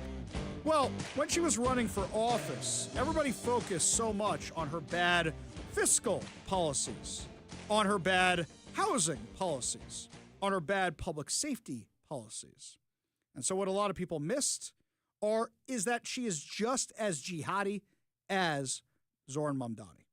The Council on American Islamic Relations, an organization named by federal prosecutors as an unindicted co-conspirator in the largest terror financing case in U.S. history, celebrated Socialist Seattle Mayor-elect Katie Wilson's win, claiming her victory as proof of a political shift that benefits its agenda. I've been warning you about these guys for how long? In a statement posted on social media, CARE declared, that's the Council for American Islamic Relations, congratulations to Katie Wilson on her historic win as Seattle's first millennial mayor. It was an incredibly tight race and hard-fought victory. Wilson's grassroots campaign and commitment to equity and affordability prevailed. The victory shows the growing power of community-driven, progressive leadership. CARE endorsed Wilson in the race, though Wilson notably did not list the organization on her official campaign website, hoping you wouldn't notice. Instead, she highlighted the endorsement of the American Muslim Advancement Council, a far lower-profile group. Wilson, we all know, is the co-founder of the far-left activist group, the Transit Riders Union, has increasingly been under the microscope after she revealed in an interview that she dropped out of Oxford University 6 weeks before graduation. At the age of 43, is still living off her parents. Her campaign previously faced scrutiny over allegedly fabricating an endorsement from black civil rights figure Claude Burfett, an accusation that raised questions about the legitimacy of her broader supporter network. Wilson's comments on Israel also align closely with CARE's rhetorical positions. She has falsely referred to a genocide in Gaza, signaled openness to boycotting Israel, and taking positions that Jewish leaders in Seattle have openly expressed concerns about. Multiple Jewish political groups backed her opponent, and this was a guy who turned over the streets of Seattle to Hamas for the last 2 years, who allowed bridges and highways to be taken over. This is a guy who had no problem whatsoever that his alma mater was taken over by a violent anti-Semitic encampment. Screenshots circulating among local Jewish organizations appear to show Wilson endorsing hardline pro-Hamas activist talking points about Israel and Gaza, leading to further alarm among community leaders. The political ties between Wilson and CARE come as the organization seeks to expand influence across Washington state and around the country. While CARE continues to brand itself as the nation's leading Muslim civil rights organization, its history has been marked by deep controversy. In the Holy Land Foundation case, the largest terror financing trial in U.S. history, federal prosecutors named CARE as an unindicted co-conspirator after the foundation was convicted of funneling millions of dollars to Hamas, a designated terrorist organization. Now, the Holy Land Foundation, for those of you who don't know, it was the largest Muslim charity in the U.S. Imagine if the Salvation Army, for sake of argument, was found to have links to terror. Yes, the violent militia wing of the Salvation Army. Imagine if they were found to have links to terror. That's what it is equivalent to. So what you're telling me is that the group who was linked as an unindicted co-conspirator now has links to terror? Oh, shocking, shocking, shocking. The Biden administration previously severed ties with CARE due to evidence presented in the trial linking its founders and leadership to Hamas-connected networks. In addition, let's not forget their executive director, Nihad Awad, said in November 2023 that he was happy to see Hamas's October 7th attack in Israel just weeks earlier, an assault that killed more than 1,200 people, including widespread rape, kidnapping, and 250 civilians, including Americans, being kidnapped, marking the deadliest day for Jews since the Holocaust. The praise for Hamas's massacre prompted condemnation from members of Congress and Jewish groups who accused CARE's leaders of openly glorifying terrorism. Awad subsequently doubled down on similar rhetoric, framing the events of October 7th as resistance, further reinforcing CAIR's longstanding ties to groups and narratives aligned with Hamas. These are the people backing Katie Wilson. These are the people celebrating her victory. Do you not understand that she is just an empty vessel that is being used by all these radical activist groups? Because as they say, you know, the engine's running, but there's no one behind the wheel. That's Katie Wilson. At CAIR's recent 31st anniversary gala in Washington, D.C., the radical organization honored Mahmoud Khalil, who organized Hamas-aligned activism at Columbia. Khalil organized anti-Israel rallies, led the takeover of Hamilton Hall, trapping custodial staff inside, was accused of distributing Hamas propaganda. He was later detained by immigration officials and ultimately ordered deported by a federal judge before he was brought back. Despite this, CAIR celebrated him as his 2025 champion of justice. Let's not forget, this guy was also at Zoran Mamdani's election night party as an honored guest. The gala also featured several other controversial figures, including anti-Semitic Representative Ilhan Omar, who has repeatedly been criticized for her crazy statements, progressive pundit Cenk Uygur, Georgetown researcher Badr Khan Suri, who was detained by the Department of Homeland Security for spreading Hamas propaganda and maintaining ties to a senior Hamas advisor. CAIR also honored attorneys who represented Ramieza Uzturk, who's a prominent BDS activist celebrated by the organization. Also featured at the event was activist Linda Sarsour, who was ousted from the Women's March over anti-Semitism last week. Internal Democratic Socialists of America documents and public statements revealed that the organization's New York City branch, backed by Sarsour, is working to pressure newly elected Mayor Zoran Mamdani to advance an explicitly socialist and anti-Israel agenda from City Hall. How much do they actually have to pressure him, though? They're saying, oh, he works for us. Well, yeah, he's one of your board members. The DSA's anti-war working group strategy notes calls for divesting city funds from Israeli bonds, cutting NYPD ties with the Israeli military, and even arresting Israeli officials for alleged war crimes. Policy Sarsour publicly pledged to enforce from outside Mamdani's administration. In a live stream, she warned supporters electing Zoran doesn't mean we're going to let him do whatever the hell he wants, vowing to hold him accountable to dismantling the NYPD's counterterrorism unit and advancing DSA priorities. The plans show how Sarsour and the DSA are seeking to turn municipal power into a vehicle for anti-Israel activism that aligns with the broader ideological agenda of groups like CAIR. In the 2025 election cycle, CAIR Action, the organization's political arm, endorsed or publicly celebrated a slate of Democratic candidates across Washington and the U.S. Katie Wilson is just the tip of the iceberg. You know how many people they support here in the Washington State Legislature? Senator Tom Cotton, Republican from Arkansas, sent a letter to the IRS Commissioner Billy Long in August urging a review of CAIR's 501c3 nonprofit status. He argued that the organization had deep ties to terror organizations, including Hamas and the Muslim Brotherhood, and said tax-exempt status should not subsidize such groups. Representative Elise Stefanik, who's now running for governor of New York, joined Cotton in requesting that the U.S. Treasury Department examine whether CAIR's funding and activities violated sanctions on Hamas.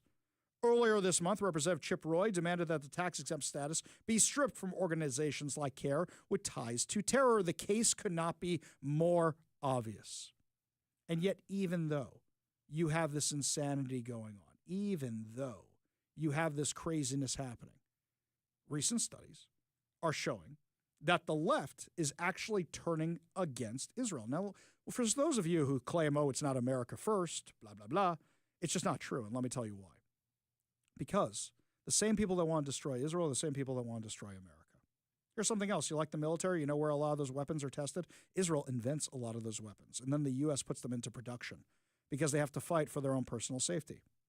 You want to know how much worse this can get? Do you not realize that Israel's the canary in the coal mine? It is the last outpost of Western civilization out there in the Middle East. People don't get that. It's more than just an ally, what's happening out there. What happens to them happens to us here. Now, the UN Security Council, just a little while ago, voted in support of Trump's Gaza peace plan, which is really incredible. They voted to support the plan and for a UN mandate to establish an international stabilization force that is expected to be deployed to the Gaza Strip. Out of the 15 Security Council members, 13 voted for the proposal while Russia and China abstained. Why did Russia and China abstain? Russia and China are allies with Iran. This starts isolating Iran more and more and more. The 5 permanent members of the Security Council are U.S., UK, Russia, China, and France. 10 other countries have temporary membership, including Algeria, Denmark, Greece, Pakistan, Panama, South Korea, Sierra Leone, Slovenia, and Somalia. Israel's ambassador to the UN, Danny Danon, said before the session began that the international community must commit to disarming Hamas, and Israel make sure that happens one way or another. Now, what's happening right now is the Hamas terrorists are still in tunnels underneath Gaza, and they're refusing to surrender. Let's not forget the peace plan says they don't go on trial for war crimes. They get to go home as long as they leave the country. Yes, even active terrorists get to leave, but they're refusing to do so. Hamas rejected the passing of the resolution, saying it fails to meet the Palestinians' rights and demands to impose international trusteeship on Gaza Strip, and that Palestinian and resistant factions oppose. Quote, assigning the international force with tasks and roles inside the Gaza Strip, including disarming the resistance, strips itself of neutrality and turns it into a party to the conflict in favor of the occupation, said the terror group. Yes, let's listen to the terror group that murdered over 1,200 people, raped God knows how many more, kidnapped over 250 people. Yes, let's listen to them. Give me a break. Now, what's going on right now is President Trump said today they're going ahead with selling F-35s to Saudi Arabia. Why are they going ahead with selling F-35s to Saudi Arabia? Some people are very, very upset about this. Well, here's the thing. If you want Saudi Arabia to be one of the leaders in this peace process, because don't forget, whatever Saudi Arabia does, the entire Middle East does this, you got to bribe them with something. Hate to say it. That's how international relationships are made. I mean, look, we've sold weapons to Iran. They still have F-14 Tomcats. Didn't you see the Maverick movie? Yeah, that wasn't even made up. That wasn't even a joke. They actually do have those. But you sometimes have to sell these kind of things. And when you do that, you're kind of hoping that Saudi Arabia is going to take care of Iran or take care of business or take care of other terrorist groups. And you hope that by doing this, you're actually going to get them into the Abraham Accords. Now, does any of this really matter? Because you're seeing so many people turn against Israel. Erin Moran, she's a podcaster, used to be over on Sky News down in Australia, had on Benjamin Netanyahu, Prime Minister of Israel, for an interview the other day. Here's what he said. You were a few moments late, clearly running a country, so you're forgiven, but I'm glad you were, because this headline just dropped, and I want to start the interview by asking for your reaction to it. It's on the Axios news site, and it says, Scoop, Israel seeks 20-year military aid deal with US with America First tweaks. Is that correct? I don't know what they're talking about. My direction is the exact opposite. When I first became prime minister in 1996, I went to the U.S. Congress, and we were receiving financial aid and military aid. And I said, the first thing is, we're going to build a high-tech, free market capitalist economy. We don't need the financial aid. Phase it out. And everybody gasped. How dare he, this young prime minister, eager for a PR title. He's giving up billions of dollars. And I was happy to do it, and I was right to do it. So we got rid of that. Now I want to make our arms industry independent, totally as independent as possible. So my direction is the exact opposite. I don't know who's talking for Israel. I do. So follow what I say, not what is put forward in some leaks that are not true. So, Prime Minister, you think it's time to cut military aid entirely from the U.S.?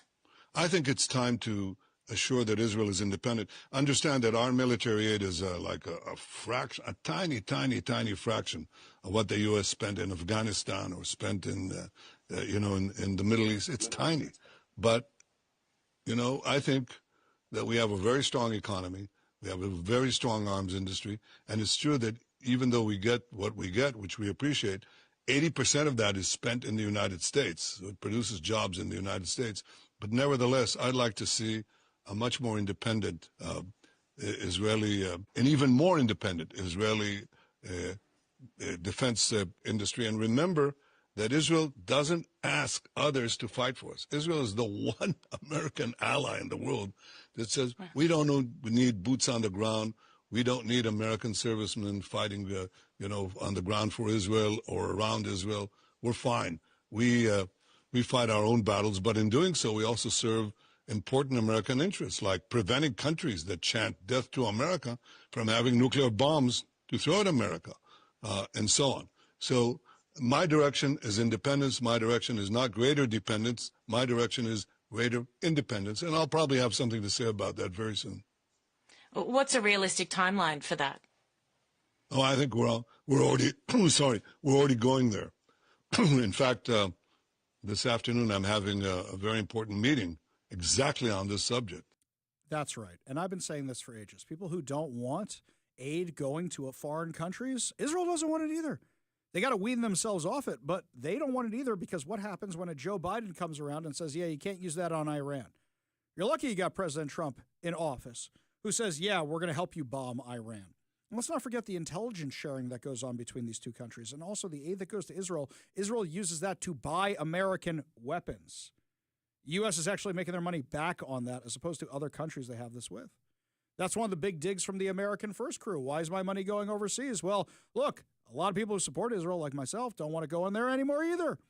I don't want Israel having to answer to the next Joe Biden or AOC or who knows who's going to be next. Yet a lot of young people don't understand this at all. All they've seen is the protests going on for over 2 years now at this point.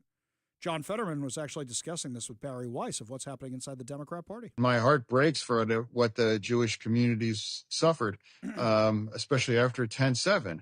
I've had the honor of meeting, members of the hostages, former people that were kept underground for 500 days. I mean, those are heroes. I've met with widows. Their husbands were lost in the Gaza war, and they have 8 children, raising 8 children by their own. That's a hero for all of it. So for me, it's heartbreaking. And that's been what's so difficult for me is like being devotion to Israel becoming increasingly incompatible with being a proud Democrat now too. And that's put me at odds. And the things that put me at odds have all converged at the same time. The Gaza war, the peace deal, and then we moved right into a shutdown. Like now Democrats might not be allowed to hold these views. So then I got a question. Can we trade Marjorie Taylor Greene for John Fetterman? Is there anyone else you would want to do that with? John Fetterman sounds more pro-America and more common sense than somebody like Marjorie Taylor Greene. Holy cow, weirder things have happened. I did not have liking John Fetterman on my 2024 or 2025 bingo card, my friends. When we come back, lots more to discuss. Cautionary tales for the GOP. If the Trump administration doesn't do something about the rising costs for Thanksgiving, they're going to have real problems in 2026. We'll tell you what's going on when we come back. But first, Todd Herman's Daily Thoughtcast right now on the Ari Hoffman Show.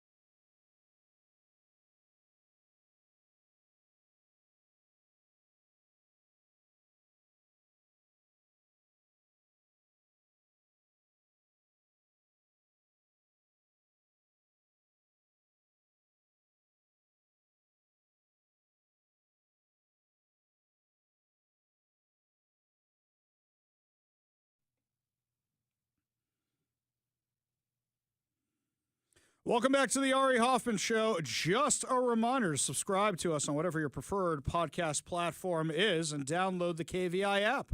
That way you never miss a minute of the show. Also, while you're subscribing to podcasts, remember to rate and share. That way your friends can enjoy it as well. This is a cautionary tale for the GOP.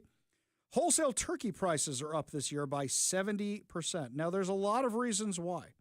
But going out there and talking about how great the economy is, did you guys not see what happened during the Biden administration? When you say things are down pennies or things are so cheap and people don't actually see it, they begin to wonder if they can trust you. Now, there are reasons the wholesale turkey prices are up this year. Number one, we are still coming out of the shortage because they killed so many birds during the bird flu. Remember that insanity during the Biden administration? But try explaining that to the average American. According to Farm Progress, turkey prices have jumped over 70% in comparison to this time in 2024. Other items traditionally used for Thanksgiving, such as potatoes, butter, and others, have seen smaller jumps or some declines in pricing. In some places, such as New York City, Thanksgiving dinner is up to 23% overall. Now, you and I both know that a place like New York, we don't necessarily know what's affecting the costs. We know here in Washington, why are eggs still expensive while they've gone down everywhere else? Because we have these crazy rules regarding free-range chickens. We have that, which jacked up the egg prices, which Democrats did. Our fuel costs are insane here in Washington. And when your energy costs are up, everything else gets more expensive. According to the New York Post, a survey of 2,000 U.S. adults found that this year's Thanksgiving celebration, including food, costs for attending gatherings, and other expenses, will be the most expensive Thanksgiving for Americans. Texas A&M's AgriLife Extension Service economist and Professor David Anderson said, "You may see higher prices on some items, but remember that grocery stores always have a strategy for Thanksgiving." He said, wholesale prices, which are $1.68 a pound this year compared to 99 cents a pound in 2024, two factors have influenced the spike, including the avian flu, as well as lower overall production of turkeys. Well, yeah, when you have less birds, they don't make more baby birds. We all know this, right? Do you need a birds and the bees discussion? Oh, come on. I get one for that. Questions regarding the price of yearly feast have been brought up as Walmart touted its Thanksgiving bundle. In a post from President Donald Trump, he cited Walmart's CEO, who stated that the price for Thanksgiving bundle this year at the retail giant is 25% less in cost than the bundle last year. Quote, Walmart just announced that the prices for a Thanksgiving dinner is now down by 25% since under sleepy, crooked Joe Biden in 2024. Affordability is a Republican stronghold. Hopefully Republicans will use this as irrefutable fact. However, many were quick to point out there are only 15 items in the 2025 bundle, while there were 21 in the bundle for 2024. A graphic showing the disparity in items spread online after the president posted about the Thanksgiving meal. This is a cautionary tale for the GOP. In fact, J.D. Vance was talking about this last week. I know that there are a lot of people out there, Sean, who are saying things are expensive. And we have to remember they're expensive because we inherited this terrible inflation crisis from the Biden administration. But you've already seen signs that things are getting better. The price of eggs has gone way down. The price of energy has gone way down. The price of gasoline has gone way down. And as we know, when the price of energy goes down, that starts to filter out into the entire economy, but that also takes a little bit of time.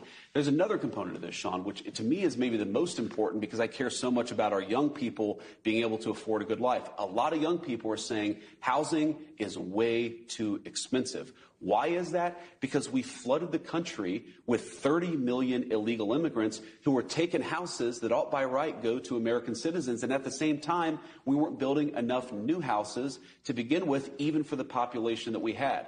So what we're doing is trying to make it easier to build houses, trying to make it easier to build factories and things like that so that people have good jobs. We're also getting all of those illegal aliens out of our country, and you're already seeing it start to pay some dividends. Now, that's true. He's not wrong, but it's going to take a little bit more than that. And one of the things that's affecting prices is tariffs. Like it or not, the tariff policy, it's nice we're all going to see a check hopefully in mid-2026, But guys, I'd rather see a reduction in prices. Don't get me wrong. I've been paying taxes my whole life. I would love the government to send me a big fat check. But I'd rather they reduce prices because otherwise that check is going bye-bye very, very quickly. There's an article in Breitbart that I don't know who wrote this thing. I kind of wonder if they had AI write it for them or if they are just such defenders of President Trump that they're looking at the survey and it's almost like they're reading a different survey than I am. Here's what they say. A sweeping new analysis of tariff policy spanning 150 years suggests the economic establishment may have fundamentally misunderstood how tariff affects prices and employment, a finding with profound implications for understanding President Donald Trump's trade policy and the proper response by Federal Reserve. Researchers at the Federal Reserve Bank of San Francisco examined major tariff changes from 1870 through 2020 across the United Nations, the United Kingdom, and France. Their conclusion challenges the conventional wisdom that dominated economic policy debates in recent years. When countries raise tariffs, prices actually fall, not rise. I didn't believe this. I didn't believe this. So I went and looked up the study itself. That's not what the study says. Do you know what the study says? If you put tariffs on things, eventually they become so expensive people stop buying them, or you have other economic problems, then the cost goes down. Let me put this a simpler way for you. You know that the Democrats are trying to do everything possible to get you out of your car here in Washington state. So what they're trying to do is make it so expensive you don't want to drive anymore. That's, for example, the registration. They say, oh, it's so much cheaper to just take the light rail and mass transit. You don't want to be paying all that money for renewing your car tabs every year. Or how about this? Gas prices. They want to slap that tax on you, get as much money as they possibly can, and hope you're going to say, I don't want to drive as much anymore. That's what they're hoping. That's kind of what happens with tariff policy. What if I said from the beginning, if you're using tariffs as leverage so that you can get other countries to compete with you equally, fine, wonderful, fantastic. You want them to bring down the prices that they charge on tariffs on our products? Fine, 100% with that. But the second we start jacking up the tariffs, the people who are actually paying for it are the consumer, just like you and me paying for the gas prices here in Washington state. We're the ones paying for it. Whether we're buying food, whether we're buying clothing, whether we're buying transformers, whatever we're buying, it becomes more expensive. And we're the ones shouldering the cost for that.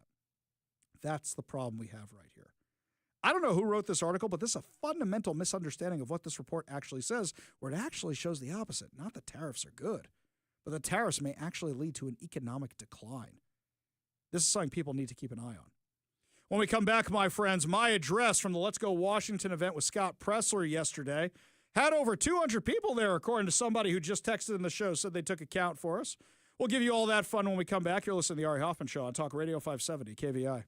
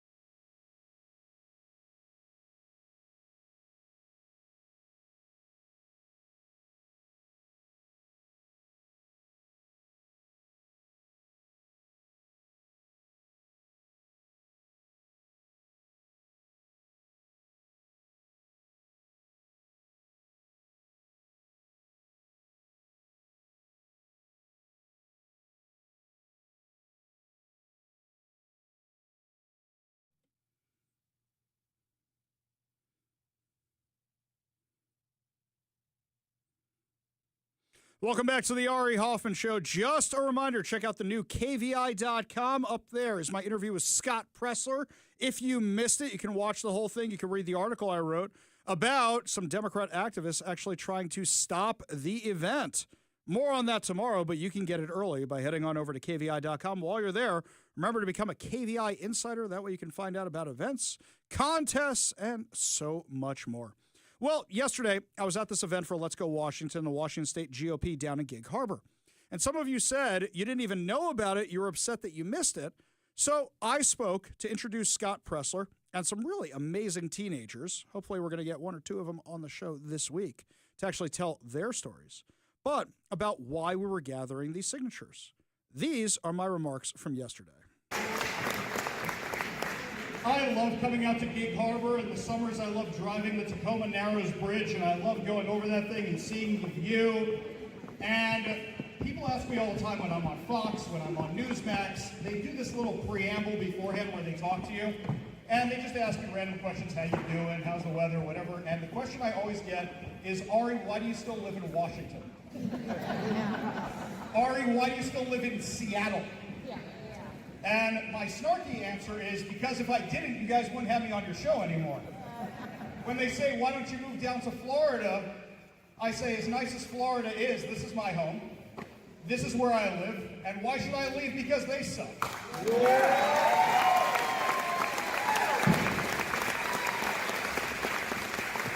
So a little bit about my history is that I worked with kids for years. I did a lot of youth outreach. You can basically call me a Jewish youth pastor, for lack of a better word. And I always say, when people start messing with the kids, that's a no-no for me. So we've got two initiatives here. And I'll tell you about, we have three initiatives here. I'll tell you about the first two by our friends at Let's Go Washington. And thank you to Brian Haywood and everybody at Let's Go Washington for organizing this event today.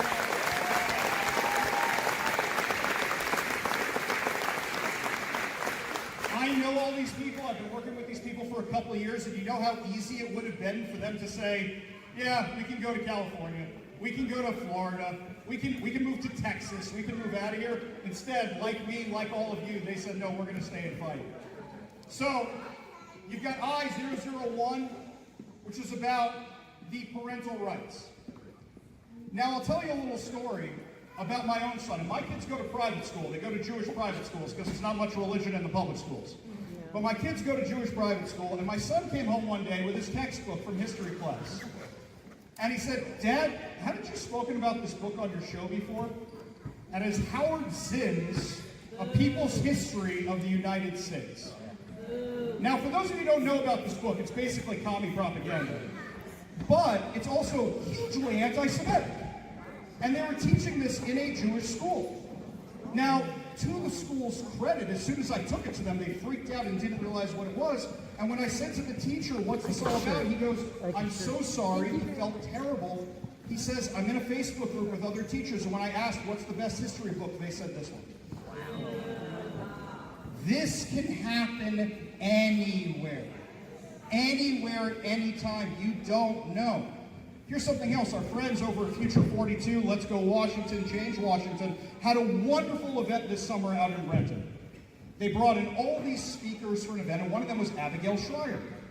And Abigail Schreier was telling everybody the story about these psychological evaluations they now do on your kids.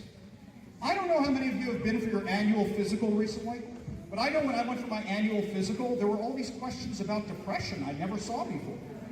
Well, now they're giving them to your kids in school at the beginning of the year. You are allowed to opt out of those, and most people don't know that. I didn't know that we had signed it for my daughter. I didn't know because how many forms do you get as a parent where you sign into these things and have no idea what it is? You can opt out of these forms. I had a family tell me that their daughter was all of a sudden being recommended for homework help at the University of Washington Homework Center. So they were recommending something like that for my daughter, and we realized, University of Washington, whoa, wait a minute, who's at University of Washington? And all of a sudden you start looking into it, and when you talk to this homework center, You say, well, what are you going to be talking to my daughter about? What are you going to tell me about? If she has issues with suicide, will you tell me about that? Oh, yes, absolutely. If she's interested in self-harm, will you tell me about that? Absolutely. What about if she wants to cut off healthy parts of her anatomy? Will you tell me about that? No. Isn't that a form of self-harm? Well, you can opt out of these, and most of you probably don't know your kid is opted in for this and took those evaluations. You can opt out.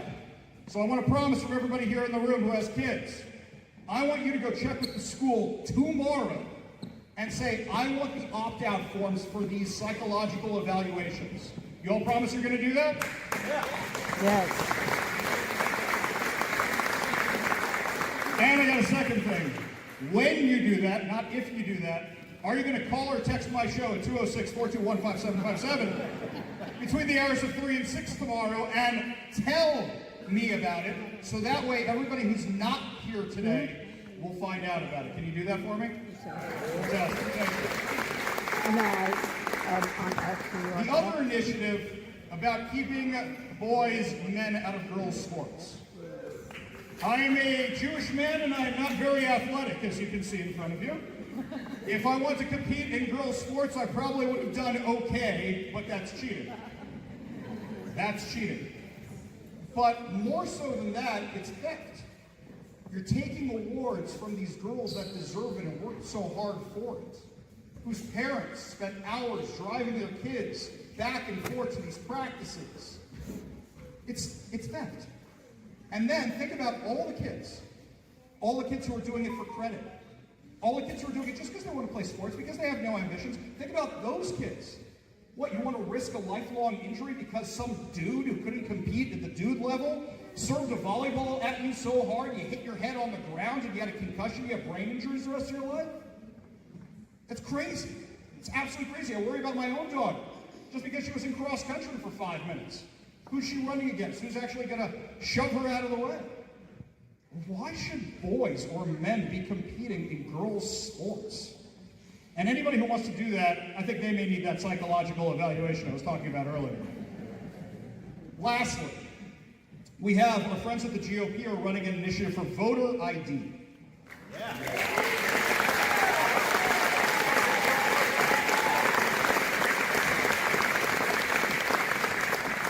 All the stuff we are talking about, you aren't going to get without voter ID.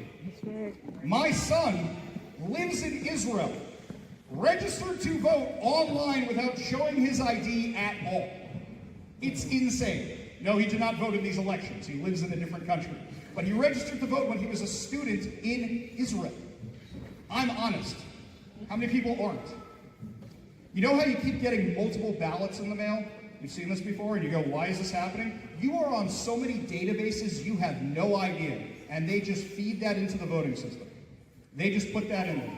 Here's something else. The Department of Justice asked Washington Secretary of State Steve Hobbs, hey, we want to take a look at your voter rolls. You know the easiest way to shut up me and anybody who does what I do is to say, here you go, and they're perfectly fine. Why won't they turn them over? Yep. We all know why, don't we, sir? Amen. We all know why. That voter rolls. I will tell you the craziest story I heard about voter ID in this state. Is that, you know, when you register a vehicle, we have motor voter laws. When you register a vehicle, when you get your driver's license, you are registered to vote.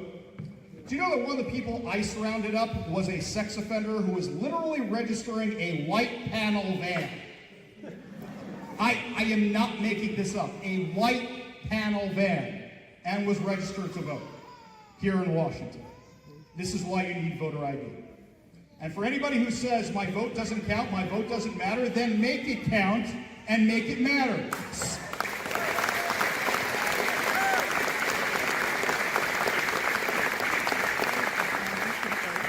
Scott Presler is here.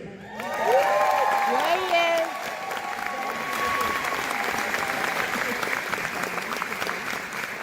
I'm not going to take it personally that Scott got a louder round of applause than I did. But Scott Presler is here. Scott could be doing anything else in the world right now. He's a very charming man. And he is out here to guarantee your right to vote, to make sure to protect the integrity of your vote.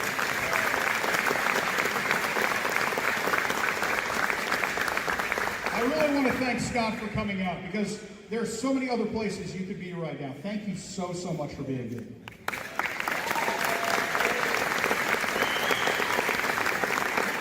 We have until January 2nd to get this done, to get all these signature pages.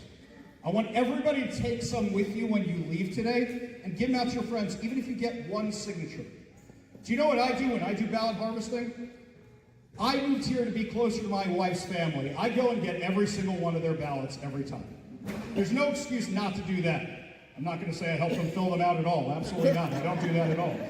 But there's no reason you can't do the exact same thing, because the Democrats are doing this by the hundreds.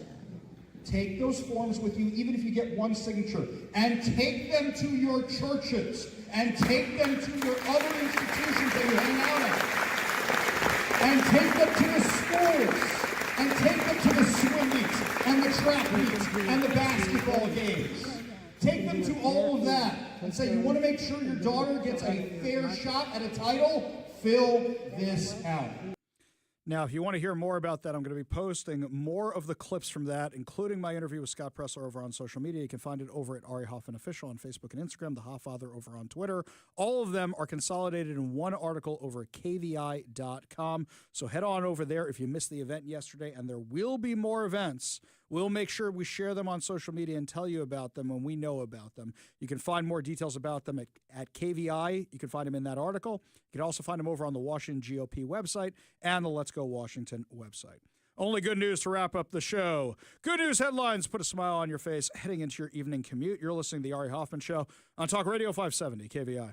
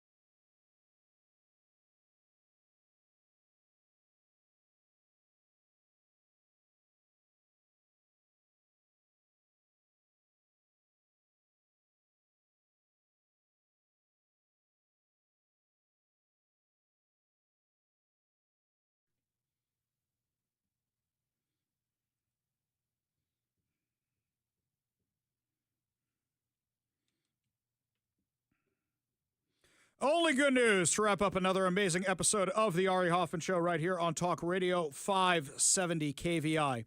And before we get to our cheesy good news headlines, I just want to tell you this. It was so nice to see so many of you yesterday, and so nice to see how many people said they missed the event. Ari, why would you say it's nice to see they missed the event? Because they cared enough to want to show up. This is something I haven't really seen since I got into this world, which is people going, I'm excited to change our state, and we think there's hope. It's been a while since we really had that. It's not just because of Scott Presler. It's not just because of Let's Go Washington. It's not because of the Washington GOP. But it's because people go, this is the way, Mandalorian style.